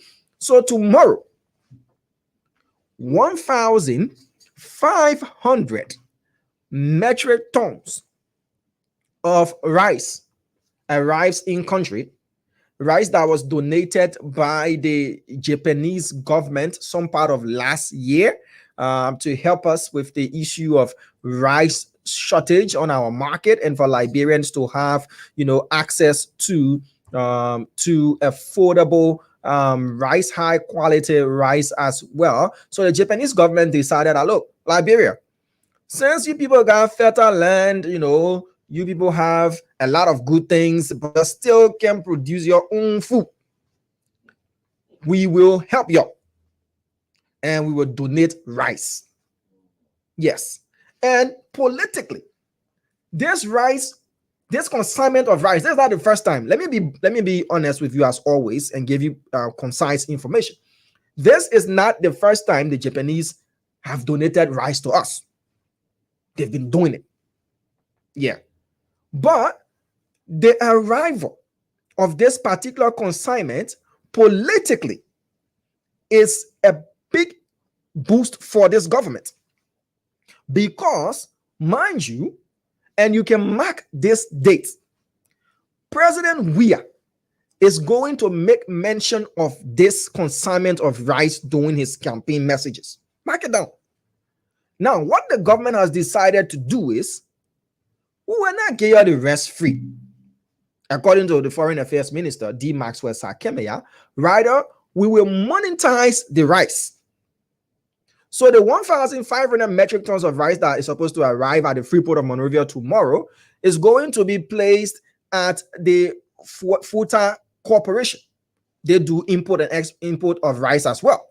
So the government is saying, when this 1,500 metric tons of rice arrives in the country, we will put it in Futa's warehouse, and then it will be sold at retail price. This is the price range the government is going to sell the rice for.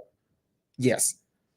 13,000, that's 13 United States dollars 75 cents and 14 United States dollars 50 cents respectively. So the Japanese also donated 5 kilos more than the 25 kg present on the Liberian market. So the Japanese rice that they donated is not 25 kg. It's rather 30 kg.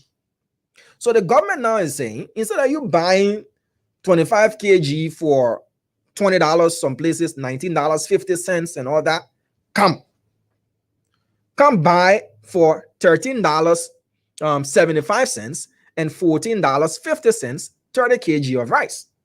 So if you see that people are running to Futa, to buy rice, is because the Japanese rice is going to arrive tomorrow as per a release from the Ministry of Foreign Affairs. But the government say, don't give it free. You have to, go buy for a cheaper price than what you're currently buying your 25 kg for, and get at least 5 extra kg of rice. So that's that. So all you need to do now, you need to make your way there and go get your own rice. But trust me, this is going to be, used for campaign. I remember the time we get cheap rice, $14 and $13. My people, we told you we're going to reduce the rice. Yeah, don't mind them. Yeah. All right, folks, let's wind down and go to education as well. We have the folks from the Liberia International Students Network. We want to find out what they're all about and why they decided to, embark on this particular journey, why they want to help Liberian students in the diaspora, and what other services do they offer to the people of Liberia and Liberian students in the diaspora as well. All right, so we have Louise Dwana, if I got your name right, and we have Mr. Leon C. Tice, a very familiar face as well. Yeah, you guys are welcome, and thank you for honoring our invitation as well. Thank you. Thank you very much, Diamond. Thank you. So what's up with the L and the L? Louise and Leon. Does it also stand for Liberia as well? Yeah, we can put it that way. We can put it that way. I think we can say L Liberia, L Leon, and L Louis. Okay, we flow with the L. All right. So beginning with the lady, Madame Dwana, bring us up to speed with why and what is this network? Why you decided to form this, and what is this particular network? Thank you, Diamond. First of all, my name is Louise Bakem Dwana, as you said, and I'm a Liberian student and I study in Kenya at an institution called Technical University of Kenya. The Liberian International Students Network is we just have one major goal that I would summarize is for to bring Liberian students who are in other parts of the world. So if you're as long as you're outside of Liberia studying, no matter what level of education you are at, the Liberian International Students Network is for you. So the platform is established to be able to connect Liberian students in every part of the world so that we can be able to, get to know one another and also be able to have discussions, conversations around the development of our country. How can we contribute? What can we individually do? I studied civil engineering, but there are other people who are doing very amazing courses outside of Liberia. There are people in technology, there are people in the medical field, there are people in very amazing fields of study. And how can we all in those different areas, the different specializations, be able to consolidate our efforts, be able to combine our knowledges from different universities and countries to be able to contribute to the developmental agenda of Liberia? And that's basically what the Liberian International Students Network is for. Another reason why we've established this network is we found out that Liberian students all around the world are faced with so many different other challenges to do with how to figure to get your research proposals completed. Things to do with research, things to do with professional development. So another reason why we have the Liberian International Students Network is to assist in professional development, where a Liberian student studying outside of Liberia is faced with a situation of maybe their research proposal. Maybe they're in a field of, say, engineering, for example. Sorry, I'm using engineering too much, but say they're in the field of engineering, but they're at the final stage of their study, and they're doing a project that's concerned with maybe the roads. you know how we can be able to connect, how they can be able to connect to somebody else who's an engineer, who's road engineer, or who can be able to provide some sort of mentorship for their project, so that they don't necessarily have to go through the struggle of doing research all by themselves. We've seen those instances where there are students all over the world, all over, even here where I study. There are students who have faced so much with issues of research, it's difficult to even move beyond the proposal, only because they don't have people who can hold their hands and say, do it X, Y, and Z way. So the Liberian International Student Network will connect you with mentors and advisors who can be able to provide some of these services to Liberian students across the world. Another reason is just like I mentioned initially, for us to be able to meet, have conversations around Liberia, how we can be able to contribute in our different spheres, what specifically can we do, what are the issues that Liberia is faced with right now, and how can we be able to use our expertise, our contacts, our connections in all parts of the world to be able to collectively contribute to the growth and development of our country. I'll pause you there for Okay. now. All right. So, Madam Donna, thank you there for expertly giving us an insight into the Liberia International Student Network. I'll come to you, Mr. Tice, as well. Bring us up to speed with the organizational structure. I'm going through your website right now, and I see a lot of hierarchies. I see a lot of different student bodies in different countries. Liberian student bodies in different countries that have got their leadership as well. Tell us, what's the hierarchy like, and what's the level of expertise? I know Madam Dwana said you have got that. And what has been the acceptance level of Liberian students in the diaspora? Are they subscribing to this idea? Do you get them coming on board? Or some people are a bit more skeptical and like, we're not. Go ahead and give us an overview of that, Mr. Tice. Thank you very much, Diamond. To start a bit of an introduction of myself, my name is Leon C. Tice. I am a Liberian student here in Kenya, Nairobi, and I'm studying at the Africa Digital Media Institute, where I'm also the student council president for this institution. And I'm studying animation for one reason. over the past times while I've been in Liberia, growing up, went to school, joined the media, we've realized that nobody is prioritizing kids' entertainment. And we all know that when it comes to children growth, the growth of a child, they highly rely on those things that they interact with, those content they consume while growing up. So that plays a major role, and we've not seen anything of such in Liberia. So that prompted my studies in animation, even though I've been working over the years as a video producer, editor, and deeply in the tech area. So talking about the hierarchy of the Liberia International Student Network is just a platform, a basic platform. So it has two arms. We have one, the official website that you're currently on, as you said. And from the website, we also have a social media angle. So that the link for that is studentcommunity.libisn.com. So it's basically like Facebook entirely. You log in, you can use your social media account, and you also log onto the platform where you'll be able to follow your friends. First thing, we encourage people to update their profile, tell people who you are, all of those skills you have, because it is a platform for students. And from there, you can have a group, like you can create subgroups. You can earn points and earn badges as you interact with the platform.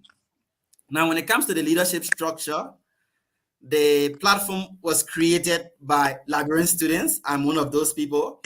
And then we have no official leadership to say there are these group of people who are owners of the platform. The platform is owned by Liberian international students. Anywhere you are, whether you know about it or not, you are part of the ownership of the platform.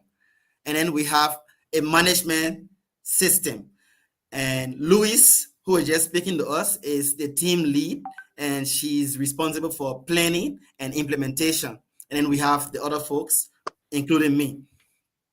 Following that, we also have a board.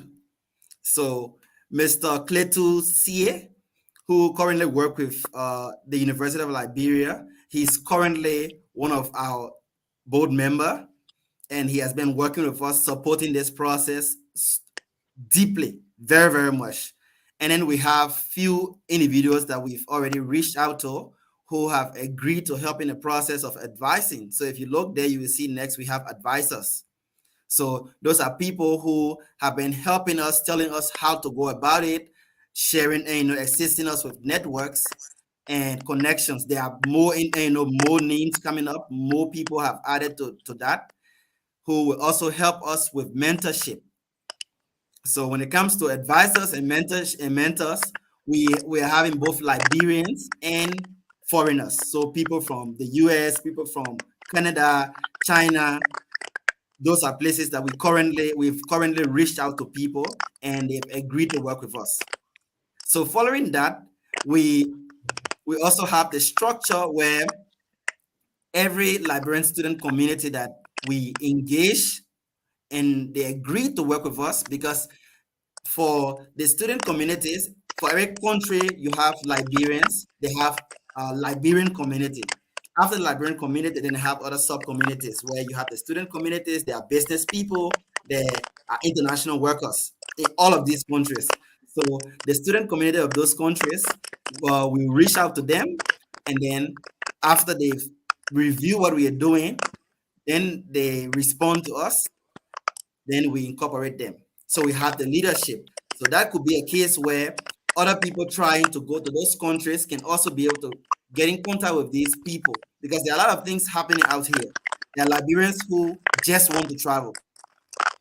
So they just leave their homes and just travel. Now, when you get out, the challenges are many.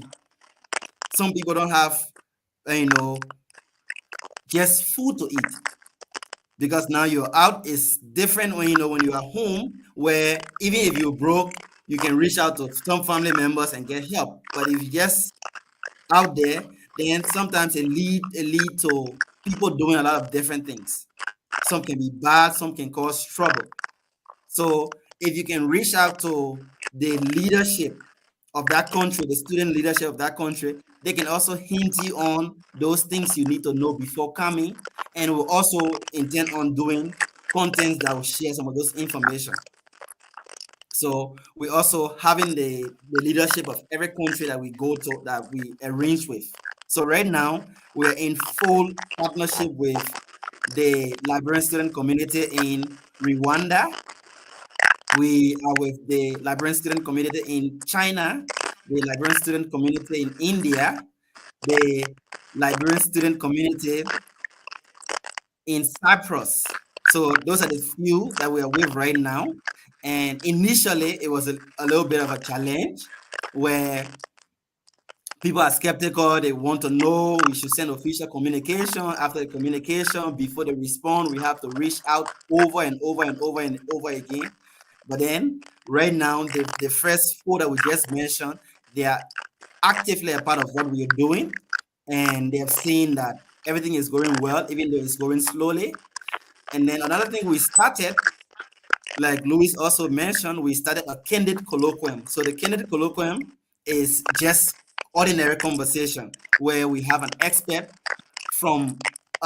student from a specific field, and then they can come and tell us how their field of study is related to Liberia and those challenges that is currently in the country, how the two of them work. What are some of those opportunities for them when they go back? Because a lot of people out here, they have one perception. When they go back home, government's supposed to employ them. And this is one of the reasons why we have Liberians that are in the country only doing one thing, following politicians. And basically, for me, I don't subscribe to that, and I don't encourage any young people to do that. If young people start initiating their own startup, today we will have young people like me being millionaires in the country. We came out here, we are seeing it.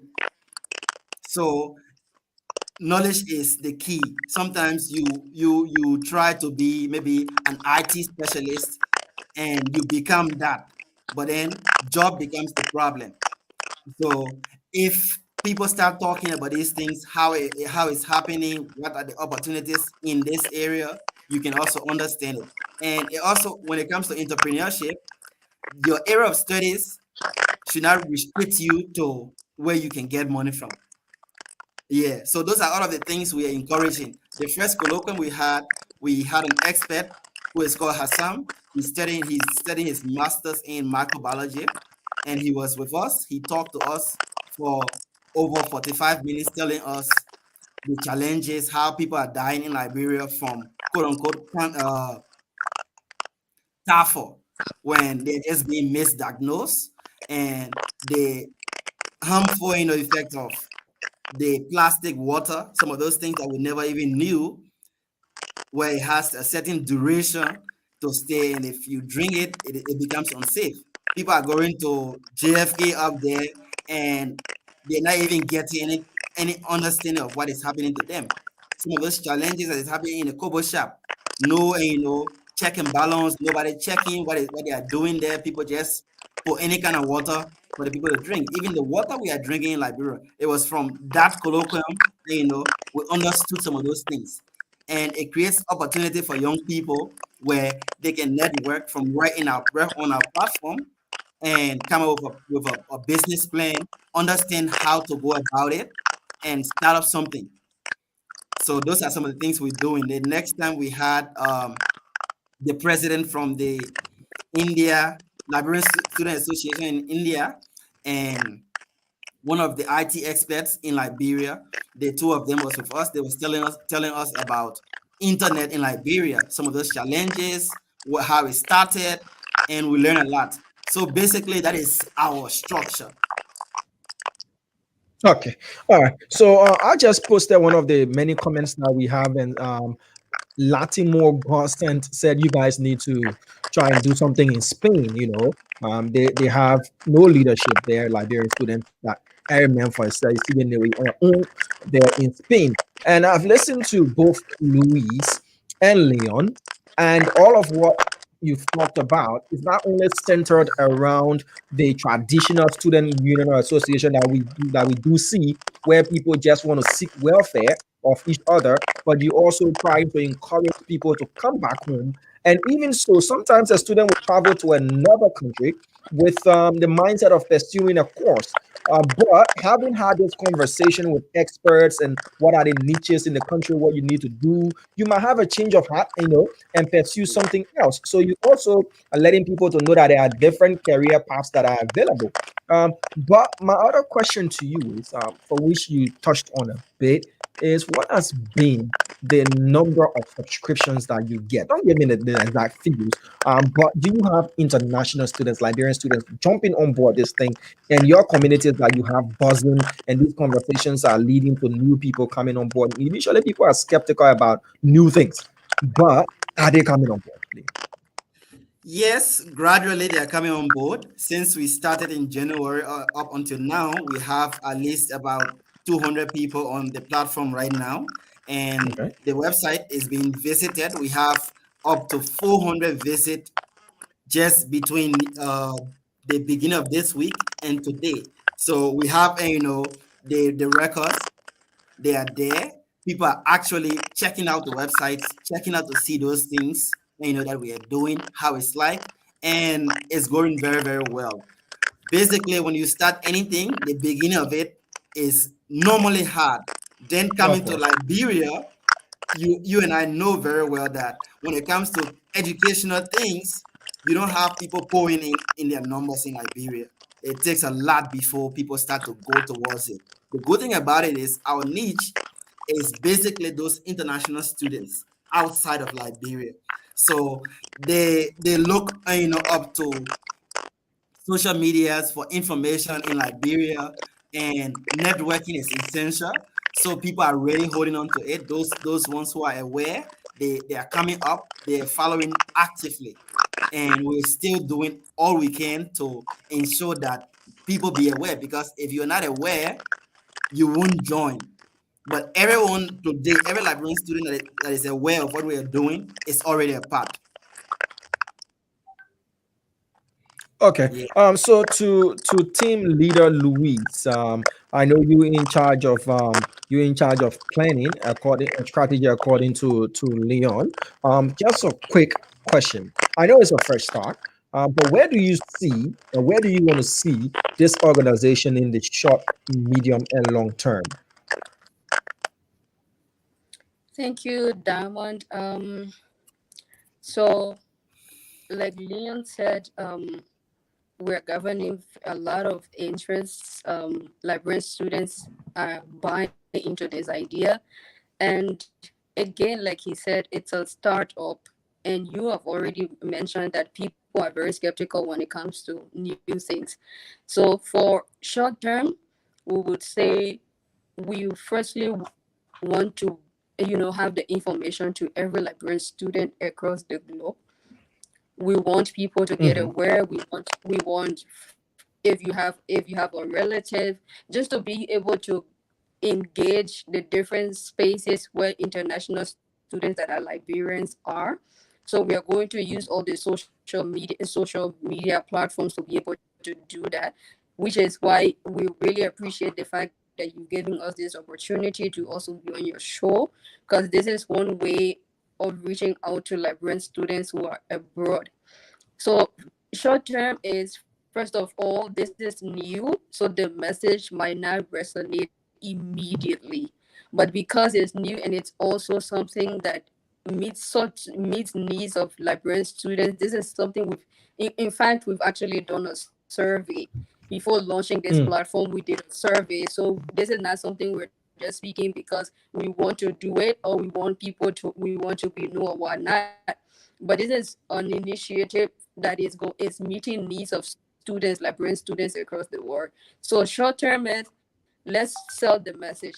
Let's get people aware that this platform exists, that Liberian students have such and such a network, and this is what you can get out of it. For long-term goal, we'll say we want the Liberian International Students Network to be a platform that that brings out long-term solutions. For example, what sectors in Liberia we really need to focus on.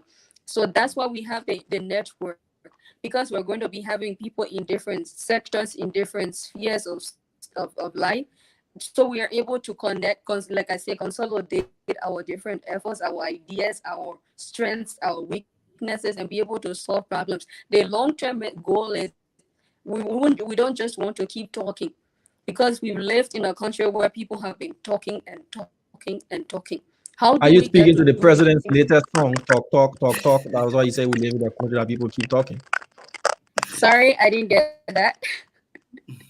No, it's okay. It's okay. I was just wanting to know something. But it's okay. All right. So the point, but the point Yeah. that the point But I'm pushing. let me just come in there quickly. I know we'll be wrapping up very soon. But this network is not only, to seek welfare, as we said, but to provide guidance and mentorship and to provide niches and all of that. But what if there are locals who want to form part of this network to somewhat give them more interest in traveling out? Like Leon said, people just wake up and travel without proper information. The agent of the scholarship just wants his money. He gets you out there. He doesn't tell you what happens on the ground. You go there, you get stranded, and next thing, please bring me by, and that kind of stuff. What if local reads want to form part of this network to be informed, to have informed decisions, things given to them, information that they can now say, okay, I see Leon is in Kenya, he's doing animation. I see Luz is in Kenya, she's doing engineering, civil engineering. What are the scholarships opportunities available, to bring more students? Mind you said you want to bring more experts to Liberia. But what about taking those from here as well and sharing those links and those things with them as well? Is that an opportunity for local reach to join so that they can get more information, or it's just solely for those who are out of the country who've made their way there as well? Well, maybe we need to restate it, but when we say international students network, the focus is Liberian students who are abroad, but it doesn't mean if you're in Liberia. So the point is, when you visit the website, we're going to share information of legit scholarships that are available. So as long as you have access to those links, you can apply. Or the good thing is you will apply, and if you're accepted, you will be able to travel and you become an international student. So the only part, the part where Liberian student who's in Liberia comes in is visit the website and get information that are important to whatever endeavors you want to go through, whatever professional studies you want, whatever travel opportunities, whatever information regarding study that you want. But the fact that it's an international students network, it means for you to be fully a member, you need to be a student of Liberia studying outside of Liberia. But it doesn't limit people who are in Liberia from visiting the platform. I don't know if that answers you. All right, Luis. Yeah, that answers my question. And not just my question, but Emmett Hamo, he's been wondering whether or not he can, join the network from Liberia. He's watching from Kakata, to get those information needed. There are illegitimate scholarship links. People extort people, and it would be a nice thing, as you said. You go to the website, you get those information, but you cannot be a full member of the network if you're not out of Liberia. But you can affiliate some extent and get information that's needed to turn you into an international student. So that's a good way of helping as well. We appreciate that. Usually people are mean with this kind of information. They want to sell them to get their own money and all of that. But kudos to you guys for taking up such an initiative. We'll have a more in-depth conversation sometime when you guys are available. We can schedule something to have a much longer conversation. You can bring some of your mentors and advisors on, and we can have this conversation. But please don't forget to reach out to Latimo Gossen. They're not easy in Spain. There is no leadership. There is nothing. We makes it difficult as well. Yeah. Wow. Yeah. Wow. Everybody on their own. Yeah. Yeah. But guys, before we wrap up, any last messages from you guys that you want to give out? Not last message. Let me take that part from there. It sounds somehow. Yeah. Let me take the last from there. Any parting comments from the both of you? Beginning with Luis. All right. First of all, let me say thank you to you, Diamond, and the Punch TV network for allowing us to sit on your show and talking about the Liberia International Students Network. I just want to encourage every Liberian student who's studying outside of Liberia, please own this initiative. It's for all of us. Would sign up, visit the platform, see how you can contribute. Send us an email if you want to be a volunteer. There are opportunities for people to volunteer on the platform. So send us an email if you want to be a volunteer. Sign up, create a profile. Let's share ideas. Let's work together as students, because the fact that we are opportune to be out of Liberia, it means we are opportune to see things from a different angle. No disrespect to those who are still back at home, but it just gives us an opportunity to be able to have a second word view of some of the things that we're going through. So reach out to us, let's connect, let's talk, let's come together and just be able to consolidate our efforts, join our ideas to see how we can contribute to our country, because that's the only country we can be deported from. Thank you. Okay. Thank you, Louis. Leon, it's over to you, sir. Yeah, Louis have said a lot already, and she's the team lead, the team lead here. But let me also add my voice to saying thanks to you, Diamond, to you, Joseph, to the entire Punch Network.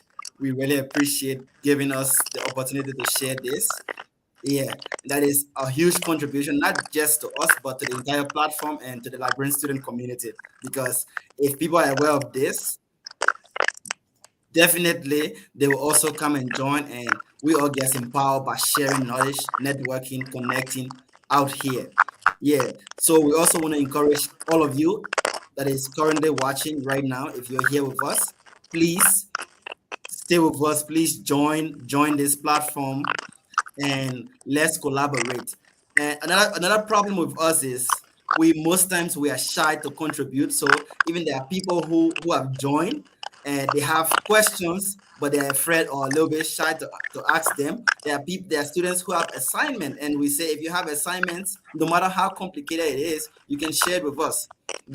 But why would I be ashamed to share my assignment when I know I'm struggling with it, Leon? I know some people do have that tendency of not wanting to, probably you look down on me, but I feel you should get rid of that and share it so that you get better marks. True, that is exactly what we are saying, because the platform right now, technology is advancing. In Liberia, I don't know if people have heard, but there are things like Chat GPT and Grammarly, a lot of artificial intelligence things happening here. So with the platform, we'll have the opportunity, even if these things are expensive, the platform can find a way to get an account available so that other students can be able to get access just by sharing those questions that you have. We who have access to those things, we can get it, and then we share it, or we do your assignment. We help you to do your assignment. We come online, go onto the community platform. We discuss it together, share ideas, brainstorm, and then we make this happen. So this is for all of us to do, and we are not asking anybody for any money. We are not a charity. So please repeat that. Please repeat the money part. Yeah, so like I said, we are not asking anybody for money. The entire platform is managed properly, is well recognized. Everything about it is legal and is well paid for. They are all expensive resources we are using, and we pay for them. We don't want a dime back. We are not for profit. We are not begging for charity. We're not asking people to help us out because we need change. So those are some of the reasons. Even our advisors we have, there are a lot of them right now, but then they are still hesitant about coming online on the platform. There are some of them also on the platform just with maybe anonymous information, so that if there's a question they can ask, because the first two people that we that got on the platform, people saw them, people saw their portfolio, and people started begging. Oh, I'm broke, I ain't eat the week. Please help me with some money. Yeah, is that what the platform is for? Yeah, that started happening. So right there, few of the other advisors was like, we want to be I wouldn't put my information out there once I see people begging for. Yeah, people start begging. It becomes I'll use a pseudo profile right there. That is exactly what happened right now. So we have a lot of VIPs as far as we're concerned on the platform with us, but then they have to be using anonymous information. So just in case someone needs help, that begging for data thing all of the country too. Yes. Honestly, that has started happening. It's really serious. People reach out to the first set of people and like, can you help me? And I'm in need of this. I don't have this. And people are like, I thought this person is a student and they have maybe academical assistance that they need, so we can help. So then when we deleted those accounts, and then they created new accounts with just blank name. They didn't even update the profile. And like, so they said, if people ask a question, people need help related to the course of study, then we can come in right there and we help whatever way they need. Leon, before you land on that, let me just double this question up, because these are cyber platforms, and people come to platforms. Not everybody comes with the best intention. Others come with ill intention. Like the way people dance, I'm not giving people for data and we understand sometimes it can be difficult, but know that this is not what it's for. What level of disciplinary measures are put in place, countering measures to those who go against community standards? Because I'm sure that is totally against your community standards. What would you do? Delete those accounts once they report it, or once you see the traffic, the conversation is not what you want it to be, and let go of them, and then let people know that this is not what it's meant for? Otherwise, it might go out of hand. So for those experts that developed the platform, they already had the artificial intelligence set up so that there's those basic violation, like the site is 100% academic site. If you go and posting personal things there, or maybe you're bluffing photo when you go on the beach, those things automatically it gets deleted. And if the site deletes maybe a post from you 3 different times, they block your account temporarily for maybe a month. After the first 1 month, they go the next time they're blocking the site, they're blocking your account, they'll block it for 2 months. After that, they delete your account automatically. So it's something that we don't have control over. It's just once you do not follow the community guidelines, those are things that you will experience. So in short, it's a platform for academic exchanges. Yes. It's not a platform to can do your blogging, not Insta. No, not Insta. Not Facebook. Do all that on Insta and on Facebook. But when it kind of book Bennett, and all that brabby rough on me kind of thing, don't bring it there. Don't bring it here. So basically, basically that is exactly what is happening. That is what we're doing. We have a lot of students out right now. There are people online. You can go on a platform. You see students online. People can have chats. So when it comes to your chat, right now there is no form of restriction. This is where the problem came initially, because if you send someone a message in their inbox, we have not added anything yet because we wanted your conversation to be private. Okay. Yeah, so the instant messaging, we have not added anything yet to restrict. So that was where the problem came from. So those advisors now, messaging, sending it and I kind of inbox now. Inbox. That was exactly what happened. What started happening. So those advisors, when they screenshot them and like, these are the things that we are experiencing. So right there, we had to go directly to do the changes from there. So basically that is what we're doing. All right. So guys, it's been a very great conversation, I must admit, and you guys have endeared yourselves to us, and we must commend you for such a laudable endeavor. We wish this platform all of the best, and we do see it turning into something very, very great that is going to be of help, not just to Liberian students of now, but Liberian students who will be in the diaspora in years to come. And you guys will be the legends. You'll be the pathfinders, you be the rangers, those who led the way, and we want to see more of such innovations coming from young Liberians, not just young Liberians, but Liberians as a whole, because we don't want to stereotype and classify it, but Liberians as a whole positively, giving back to society. So just to reiterate, what you see on the screen is I don't know why I got a picture from, but Liberian student on the picture.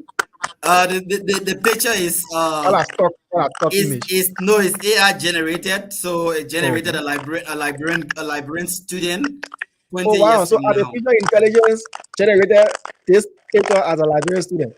Yeah, generated a librarian student 20 years from now. Okay. All right. 20 years from now. Yes. Oh wow. All right, guys. I'd love to say thank you for your time. We'll find time to have a better discussion, and I'm sure One Media House will be a great asset to you guys. Once we're on the radio, I can speak for management, but it's something we can put forth. Once we're on the radio, you guys can find time, have a short time that you can reach out to not just Liberian students in the diaspora, but have a conversation with those who will be listening to the radio and stuff like that, and try to educate people more, because the problem is not getting out of Liberia. The problem is staying out of Liberia. There are so many illegal ways people get out of Liberia. Some people are scammed into believing that they're going to be students and they get stranded there. Others just go with the assurance that, you get a fully funded scholarship, you get stipend and all of these things, and you get stranded. Not everybody is going to have a good support system. So this is going to serve not just as a motivation, but also as a deterrent that people just cannot board a plane and then get out of Liberia and go into the academic students. All right. So guys, thank you again, Leon and Luis, the else. Thank you for affording us the time. Leon, I'm waiting to see your mobile. I'm waiting to see one mobile for you. Yeah. Don't worry, you see it soon. And Luis, I'm waiting to see the bridge that you construct in Liberia as well. All right, guys. Thank you for your time. I appreciate you guys. Thank you for having us, Diamond. All right. So, folks, what you need to do is to just go on Facebook or using any search portal. As you can see, that's the link, and you can form part. If you're out of Liberia, form part of the Liberia International Student Network. If you are in Liberia, you can go to the website and get information. There are scholarship opportunities, legitimate scholarship opportunities as well. And you can become an active Liberian student in the diaspora. All right. So, boy, Tomu Flomo the Fourth says, Punch TV Live, thank you so much. To this network is very important. Speaking as the president of the Association of Liberian Students in India, we are asking for this same airtime to discuss some important matters relating to, send this message to Punch, send a message to Punch directly inbox, and somebody will definitely respond to you. And we look forward to having a conversation as well with the Liberian students there in India. All right, folks, thank you so much for taking up your time and watching another presentation of Trending Issues. My name is Diamond Slanger. I'm here Tuesday and Thursday on the show. Vanny Dix is on Monday, Wednesday, and Friday. Punch TV Live. There are questions surrounding when we will be on the radio as well. People are eagerly waiting as to when we will be on the FM frequency as well. That is going to happen very soon. We're working out modalities to get the FM frequency up and running. Till now, we run online programs. So wherever you are and you want to form part of the show, if you want to be a guest as well as Boy Flomo wants to be, we encourage that you send Punch TV Live or Punch FM a message on Facebook, and we have quick response as well. We will definitely, respond to your message. If anything is happening in your community as well, what you need to do is to reach out to Punch TV Live on Facebook, send us a message, and we'll definitely respond through your message. Have yourselves a wonderful, wonderful time. This is our wrap up. This show is ably and proudly produced by Mr. Cherio P. Sege. Yep. He is the producer-in-chief, executive producer of Trending Issues here on Punch TV from Monday to Friday. So Cherio puts in a very great shift as well. All right, folks, you can connect with me on Facebook. My name is Ambassador Diamond and Slanger. It's been a pleasure to interact with you as well. So let me leave you with this from His Excellency, Dr. George Mane. We are. Bye-bye. You understand? And the thought that how somebody can do that. Of George Weah, what do people love? And go say we love you. Going after, nobody will answer. Because we're not protesting, we're not taking. You understand? Because you can't meet what you thought you can do, you laugh on small bosses and steal money for you.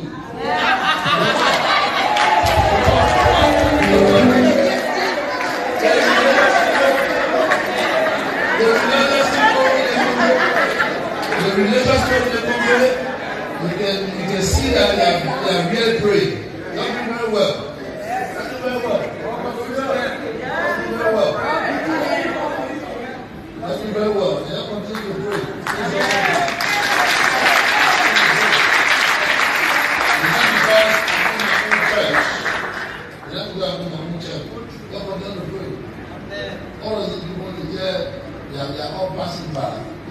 have